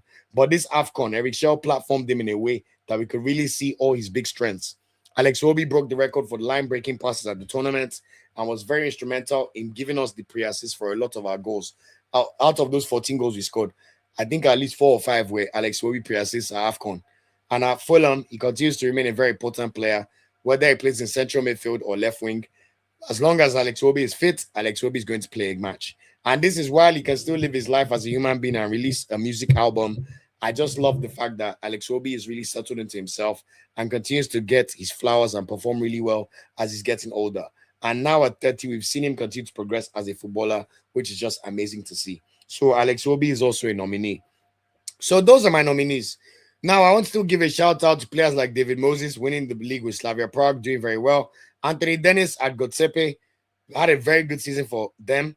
Anthony Dennis is the kind of player that I would have rather seen in the Unity Cup squad rather than MPFL players, to be honest. And I think I can't still very unlucky. So I think there are a few players that can hold their heads high on how they performed for their clubs this season. But for me, if I am going to pick a best midfielder of the season, this one is a tricky one, to be honest. Who do I go with? Ndidi's club career was not great enough for us to call him that. Frank Onyedika had half a good season. And then Onyedika had a great club season, but didn't start for Nigeria. So it seems to me like there's only one person who fits both criterias for club and country. So, having done this division by minusing, I believe the best midfielder of the season for Nigeria has to be the one and only Alex Chukwuka Iwobi, just as he's on the cusp of getting his 100th cap for Nigeria and will become only the 4th or 5th player to do this in Super Eagles history. I think that is such a monumental achievement, and I think that he's only going to get better with time. And now that he's settled into his role in the Super Eagles where his respect is there, I can see he will be fighting one more time. I don't know if age is not on his side to make another World Cup, but the good thing is at least he's one of the few players in Nigeria squad that was at the 2018 World Cup the last time we were there. So Alex Iwobi, for all you did for Nigeria and also for Fulham this season, you, my friend, are the best midfielder of the season for Nigeria. Now, best striker, this one I don't think we need to talk too much. Like, we know the nominees are.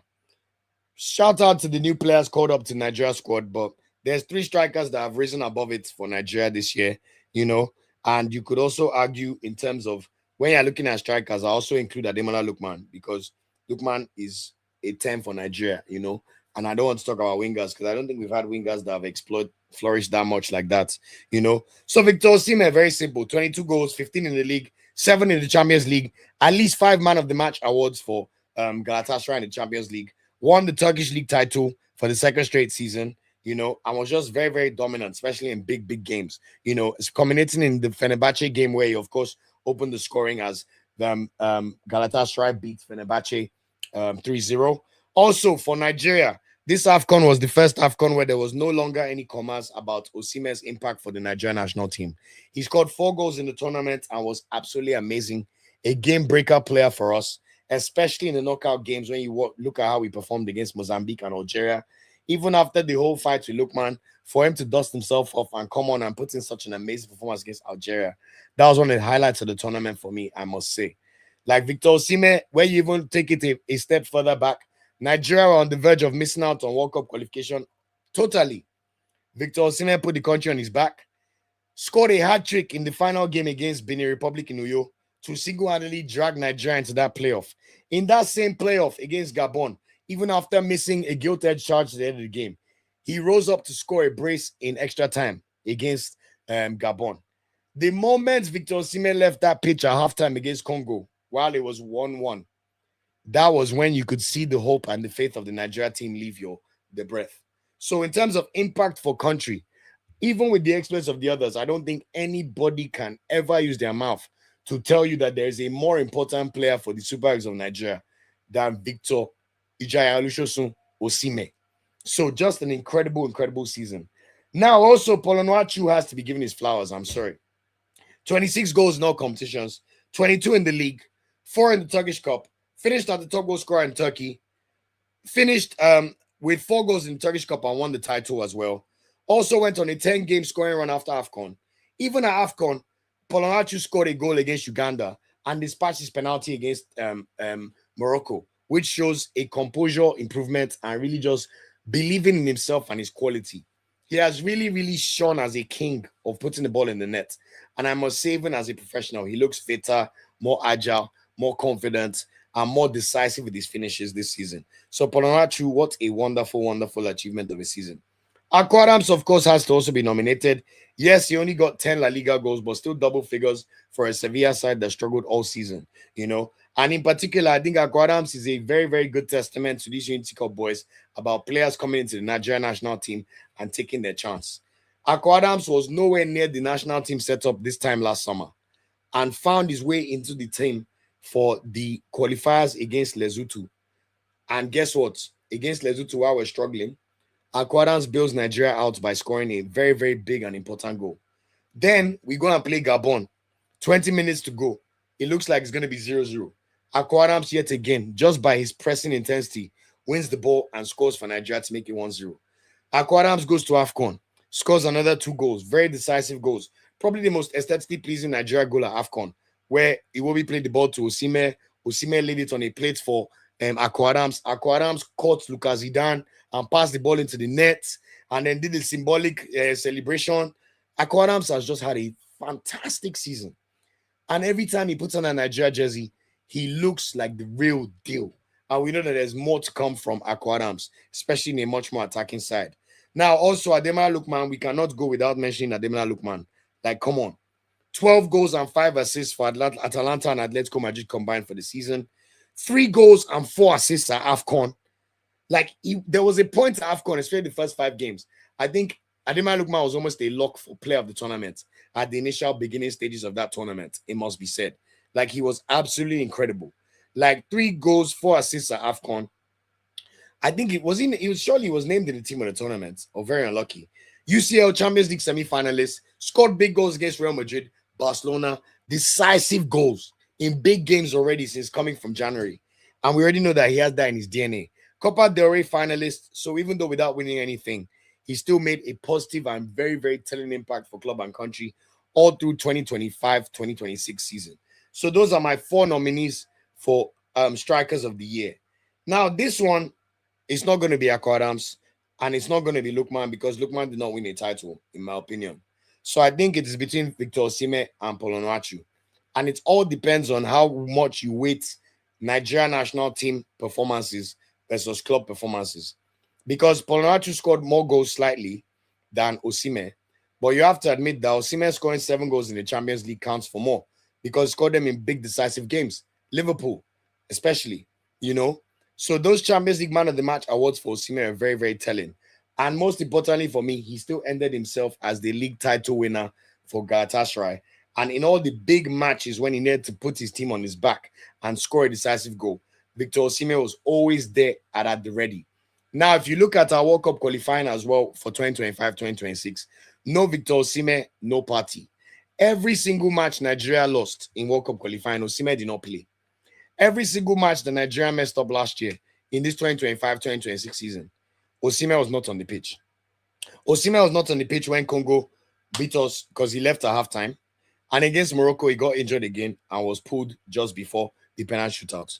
Victor Osimhen was very decisive in that AFCON. 4 goals, assists as well, 2 assists, and just an unbelievable player and the pillar and the most decisive player for the national team, whether anybody likes it or not. When Victor Osimhen puts on that Nigeria national team jersey and we see Osimhen 9, VO9 on the back, you know that your opponents are in for a tough, terrible, terrible day. And all these exploits in the 2025-2026 season have taken him to within 2 goals. He's within 1 goal of equalizing Rashidi Yekini's record that has stood for almost 30 years. And he's just 2 goals away from breaking the Nigeria all-time top goal scoring record. We are not Seychelles. We are not Gambia. We are not Mali. We are not even Benin. We are not even DR Congo. We are not even Ghana. These Super Eagles of Nigeria.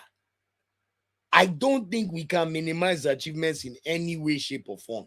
So for me, especially when I factor in his performances for the Super Eagles in AFCON and World Cup qualifiers, there can only be one winner of striker of the season, and that is Victor Osimhen. So you take your applause and well done. So now, just to round up the celebrations, and I'll go through the comments of everybody's thoughts. I just don't want to lose my flow. I haven't seen the comments. I'm looking at other things for now. But now that we've done the positional positions for everybody, I want to now talk about a breakout star of the year based on a Super Eagles player. Now, for me, I have 4 breakout stars of the year nominees. One is Femi Aziz, now as a Nigerian international. He had 11 goals and 7 assists for Millwall as they were this close to getting qualification for the Premier League. And this is a player that finished third and was also named in the championship team of the season. Now, despite me not wanting players to play for the championship in Nigeria, I'm very aware about how hard it is to play in the championship in England and how tough that league is to perform in.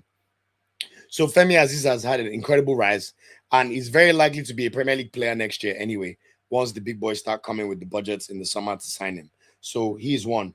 Also, Raphaël Onyedika came to our aid at the start of AFCON, where a lot of us had not really learned of him, and I thought he was exceptional against Uganda whenever he was called upon.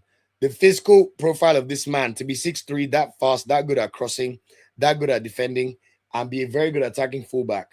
And then for someone who was able to be a backup for Sai when I know got injured. And you also saw his massive, great performances for Blackburn, even though his team was really, really poor.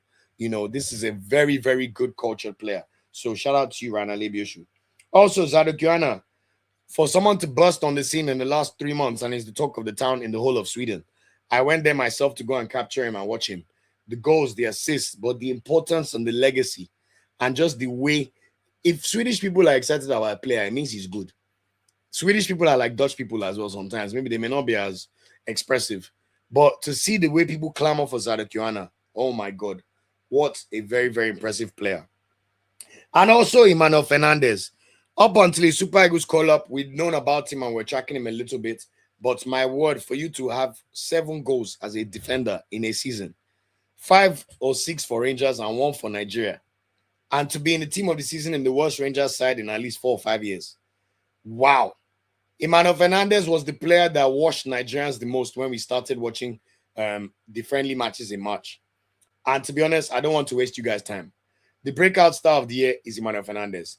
Emmanuel Fernandez is going to be a pillar of the Super Eagles squad for the next 5 to 10 years, I guarantee. Yes, he's already 24. That's why I said 5 to 10. So let's just say give or take the next 7 years. And we already know that there's bigger and better things expected of him. And he has just been absolutely incredible. So big, big well done to you, Emmanuel Fernandez, for this and the season. Now, before I finish with the young player of the season and the player of the season, I just want to talk about 2 things for everybody to listen to. Biggest Super Eagles impact. Now, the nominees for this are 5 players. Victor Osimhen, of course, I just read out all the important contributions for Nigeria literally a second ago. 4 goals and 2 assists at AFCON and also the World Cup qualifier, especially the hat-trick, on the cusp of breaking Rashidi Yekini's record and just the pillar of our national team, whether you like it or not. Calvin Bassey as well, biggest Super Eagles impact. I also spoke about all his exploits in the Nigerian national team jersey, especially AFCON and especially in the knockout games, particularly against Morocco, where he was imperious despite us losing the game. Ademola Lookman, of course, has to be a nominee. It will not be a serious list if I don't mention Ademola Lookman, especially for his AFCON. Yes, he had a shocking World Cup qualifiers, and that's the one thing that will withdraw from Lookman. But my word, did he turn up during AFCON. He was about to end the year 2025 without a single goal for Nigeria. But once AFCON started, Lookman said, you don't worry about that. I am here to remind you that I'm AFCON Cookman. And Cook he did. 3 goals and 4 assists in the tournament and played sensational football, especially in the group stages and the game against Mozambique and Algeria as well. Lookman has to be given his flowers. And then also Stanley Nwabali, very good in World Cup qualifiers. I already spoke about the reasons for this. Very unfortunate in the playoffs against Congo. Did his job, did his part. And then to then go to AFCON, kept a clean sheet in every AFCON knockout game. Incredible. 2 penalty saves against Egypt in the 3rd place match. Also saved the penalty against Morocco, did his part before Chukwueze missed. Like, Stanley Nwabali was absolutely imperative for the Super Eagles. And it is why, even though I want Maduka to try for now, I can never remove Nwabali from my mind. I know what I saw with my eyes, with my Kurokuro eyes. And then finally, I want to give a note to Benjamin Frederick, an absolute revelation in a Super Eagles jersey. for you to make your debut in a Unity Cup like this time last year, play 7 games for Nigeria, and even miss half the season. But your impact in World Cup qualifiers is so strong that Eric Shell trusts you and starts you in crucial World Cup games. Away against South Africa, he does not mind. Gabon, no, he does not mind. DR Congo, he does not mind. There were even games where Frederick was in defense with Bassi and looks like the better player. Not necessarily better, but he stood out more.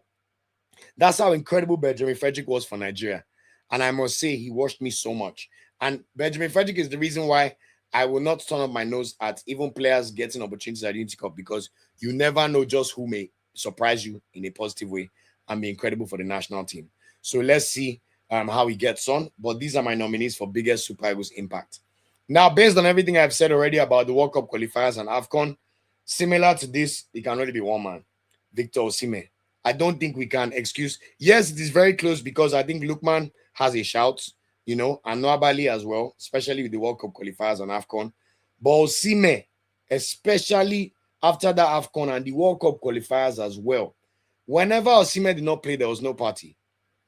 If Victor Osimhen was not injured by that Rwanda defender that was just playing like a ruffian, and we carried Victor Osimhen to go and play in that dead pitch South Africa put us on against Bloemfontein, I'm telling you guys, we'll be at the World Cup. The moment Victor Osimhen left that pitch against Congo at halftime, you saw the way everybody's heads dropped. That tells you, apart from impact and aura and goals and numbers, there's that je ne sais quoi that is needed in the national team. And in particular, for that Benin hat-trick, where Odumodu and I watched the live watch along together. Nah, we cannot take away anything from Victor Osimhen's impact in the Nigerian national team. So for me, maybe call it extra glazing. I think Lookman is very close as well. Lookman and Nwabali. But I have to give it to somebody, and I'm going to give it to Victor Osimhen as the biggest Super Eagles impact player. Young player of the season, because we've already passed 3 hours. Zadok Joanna, breakout season, of course. Raphaël Onyedika scored 13 goals for Victoria Pilsen before he made his move to Pizza, including a couple in Europa League. And then also Benjamin Frederick, we know he was having an amazing season before he got injured.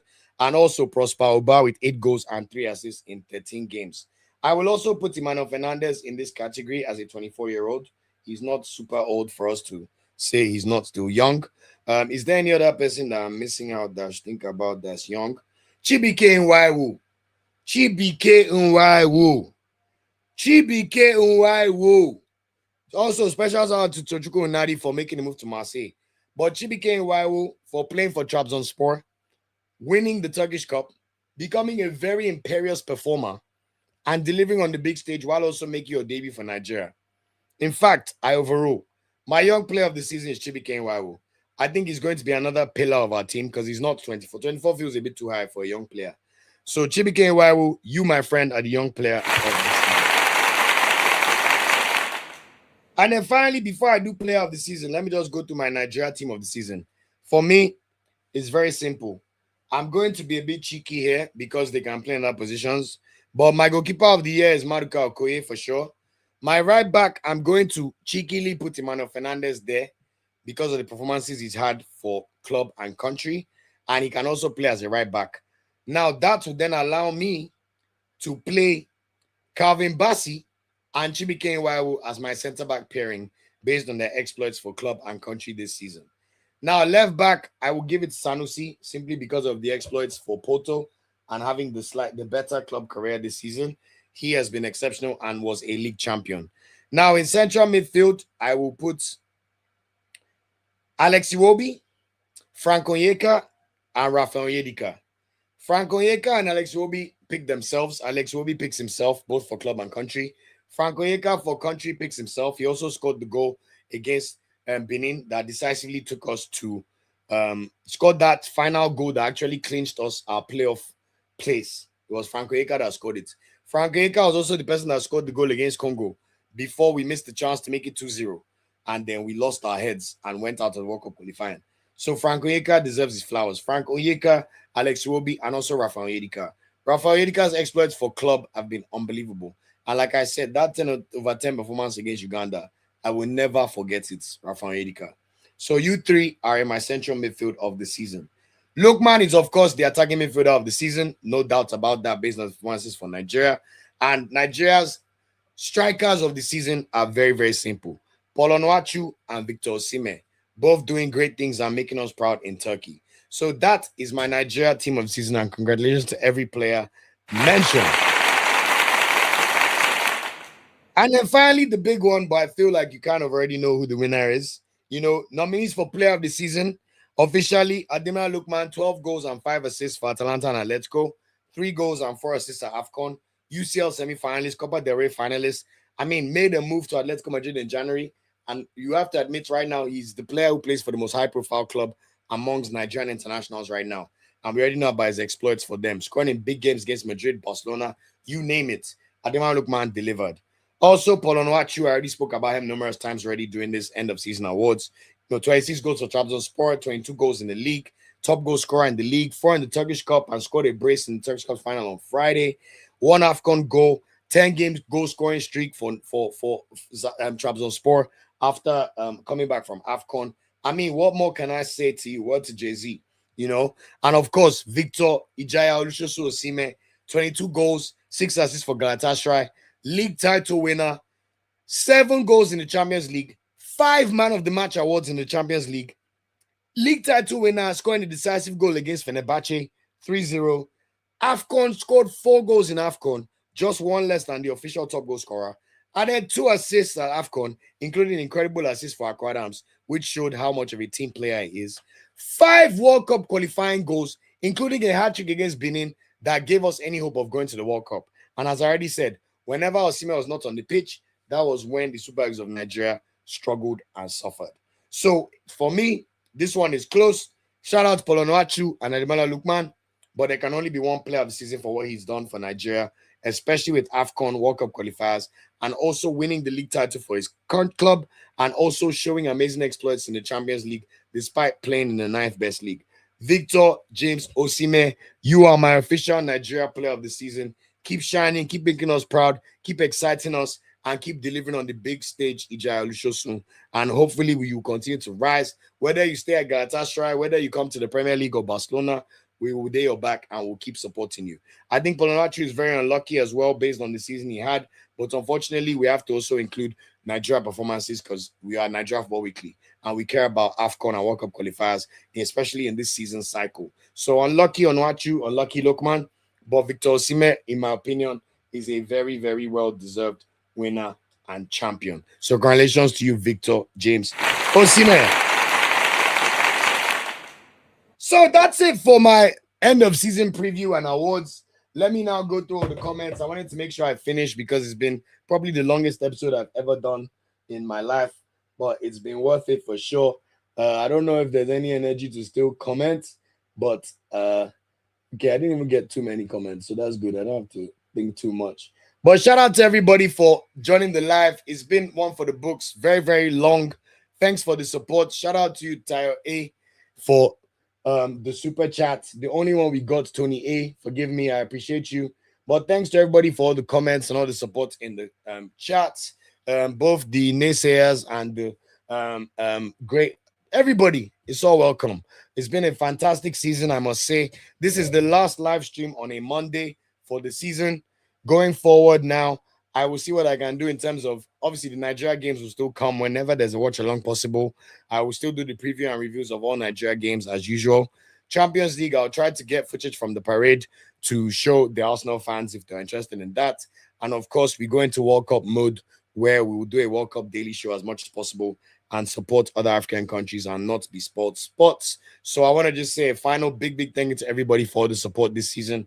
I hope you've enjoyed the content. I hope you enjoyed all the joy.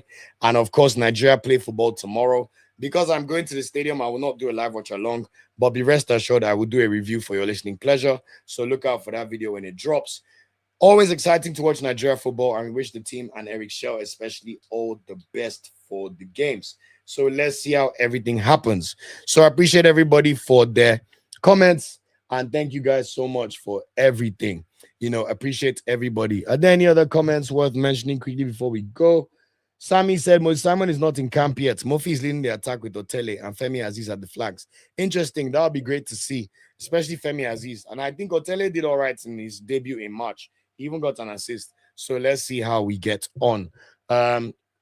Sami also said the following players are yet to join the team: Onyemechi and Didi, Tijani. Tijani is yet to join the team, even though he's very lucky to be there. Now, wow. Akisomiro, Adams, Fernandez, and Onyedika. That's interesting. So let's see what happens with that one. But thank you so much for that comment. I really appreciate it. Man, thank you for the additional work. Murphy, that excites me though. I want to see how Murphy gets on. So let's see how it happens. Um, what did Daniel say? We go fight too. You know I love your program, but no, they talk like say you be Oga. My friend, you come to watch my program. Of course, I'm an Oga. So I should come and say I don't trust my knowledge. Like, that's a ridiculous statement. If you want to fight, fight. In our dead law. What are we talking about here? Do you know how much effort I do to put this content for you and the amount of research I do? Do you know how much football I watch? If fair enough, you trust your knowledge, but bro, do you know how easy do you know what it means to do run a channel? If you don't trust your knowledge and you're not an Oga, you will not have a channel with 13,000 subscribers. So respectfully, Daniel, I don't know if you like that humble gimmick Nigerians do. I'm humble, but I'm good at what I do. Yes, and I'm an Oga in this football thing, whether you like it or not. So God bless. Thank you very much. Now, person they tell nonsense Arsenal is telling me that it's not coming with energy that is from a place of being salty. Come on now, do better. God bless you all. Thank you very much. God bless you all. Daniel Elumelu, God bless you. Says hello, Olu. Congrats on Arsenal winning the league. Thank you so much. God of soft spot for them since Saka and Eze play for them. Pray for Liverpool. We just lost Salah and Robbo, and it seems like Slot is saying. My twin brother is a Liverpool fan, so I always wish Liverpool well, even though, especially now that I have my own league title to hold to now. My brother has his own from the past few years. Now, if I can just get my own Champions League to hold to, in fact, I wish Liverpool well for my brother's sake because he cannot hold anything on my head again, But I'm intrigued to see what you guys end up doing. I'm sure some of you are very upset about the fact that you lost Xabi Alonso to Chelsea. I think that's very interesting. The main thing that shocks me about Liverpool is two-sided. Yes, Slot won the Premier League, and it's a shame. You cannot really get rid of someone that's won the league. But at the same time, Liverpool is such an emotional club. They're like Arsenal. They need a manager that represents their values, culture club, all these kind of things, Just now I'm saying. So it's very important that the manager understands the pulse of the club. And Anslot just feels like someone that just doesn't get it. It's kind of weird. Like all the Mo Salah spats. Like I know Dutch people can be direct, but bro, Liverpool are a club that all about emotion. Like it just seems like there's something odd there with that fit. So let's see how you get on. But I wish you well, Daniel Elumelu, man. Especially because of my brother, man. So let's see how you get on. Poisoned on Vivo said, when will Nigeria call Tyreek George? When Tyreek George starts performing and scoring goals and assisting. This is my problem. These are the kind of statements that let people be upset when we say we don't want an PFL player. Because what has Tyreek George done this season to deserve a call up to Nigeria? Please tell me. What are his stats? Yes, we can tell there's a good player there, but it's a meritocracy. You must deliver. Which business go and call up Tyreek George for what? Not yet. I agree, he has potential, but let's see. But right now, if Nigeria play with wingers, Lookman is the starting left winger at the moment. And right now, even with them Chukwueze and even if you look at the next 4 years, Lookman will still be Lookman at the moment. Osimhen is Osimhen. And Zadok is cooking up and coming. The Femi Azizes of the world are coming. We have a lot of players, I think Tyreek George needs to show a lot more, like a lot more. Let's see the kind of season he can have next year. And then we take it next year, So we'll see how it goes. But I appreciate that comment. Thank you for that. But remember right now, Eric Shaw does not play wingers. Nigeria, we play a 4-3-1-2, and we play through the middle. Look, man, line-breaking passes, fast, incisive, attacking football. Move. Two strikers. Yes, you end up on the wings, but when you look at our position, it's like when you play Football Manager. Build through the middle or build through the wings. Nigeria right now, we're exceptional at building through the middle.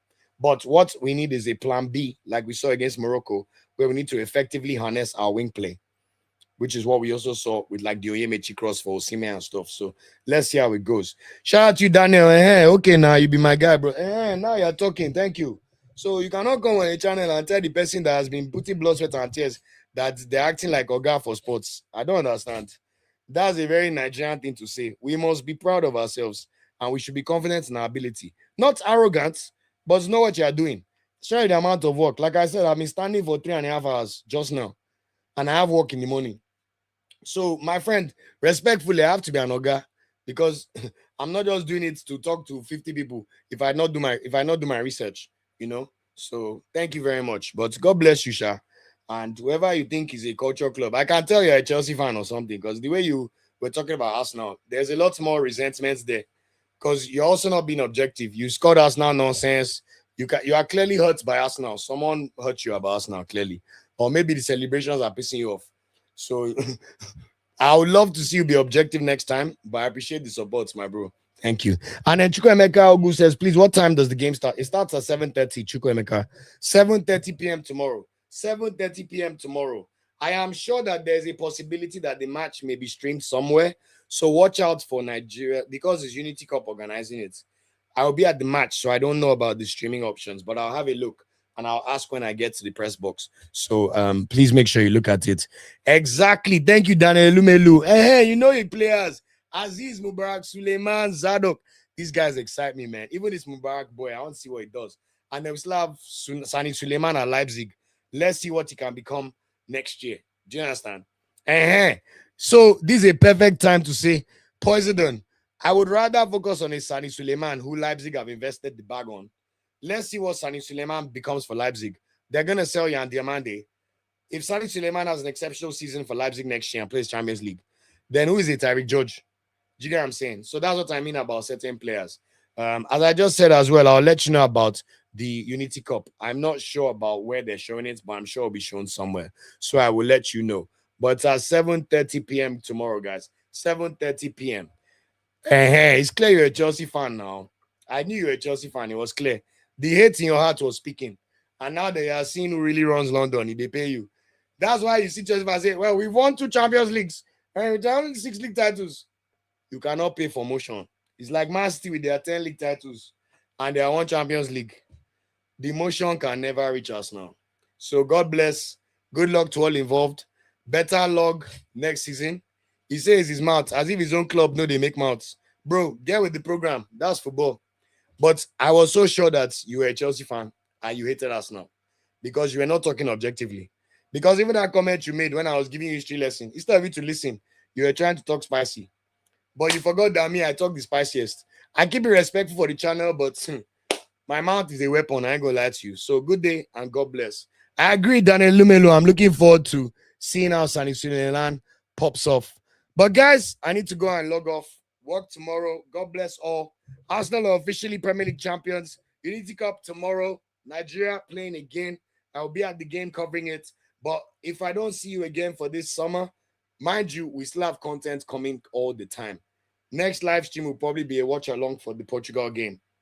So look out for that. Much love to everybody. Thanks for the support this season.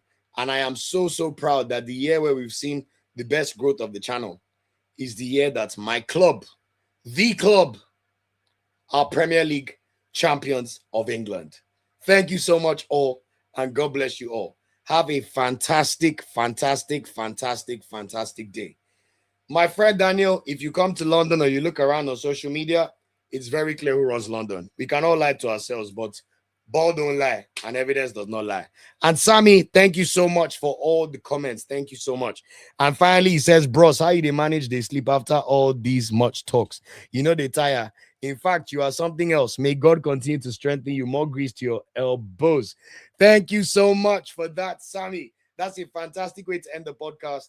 I will go and rest my vocal cords for the rest of the week because there's no need for a weekend preview show anymore. Obviously, I'll record stuff around Nigeria, and I'm really looking forward to watching Arsenal play the Champions League final on Saturday. In fact, I'm buzzing. I'm ecstatic. But for the final time, guys, love and light to everybody. Thanks for all you do for me on this channel. Obviously, it's a happy May for me. You can see me. I'm an OVO defender. So Drake giving me a great album to listen to. Ashake's giving me a great album to listen to. Everything's just been going well. And by God's grace, we will end the month of May as Champions League winners. And Nigeria will be Unity Cup winners. God bless, love and light. And I appreciate everybody with the constructive discussions. And I'm hoping that even the enemies and the hot ones, especially from the small west side of London, can learn to not be so losers and find the right way to congratulate the kings of London. God bless you and much love, everybody. Have a good night and have a good week. And next time I do a live stream, I'm hoping Arsenal are Champions League winners. Much love. Take care, guys. Peace out.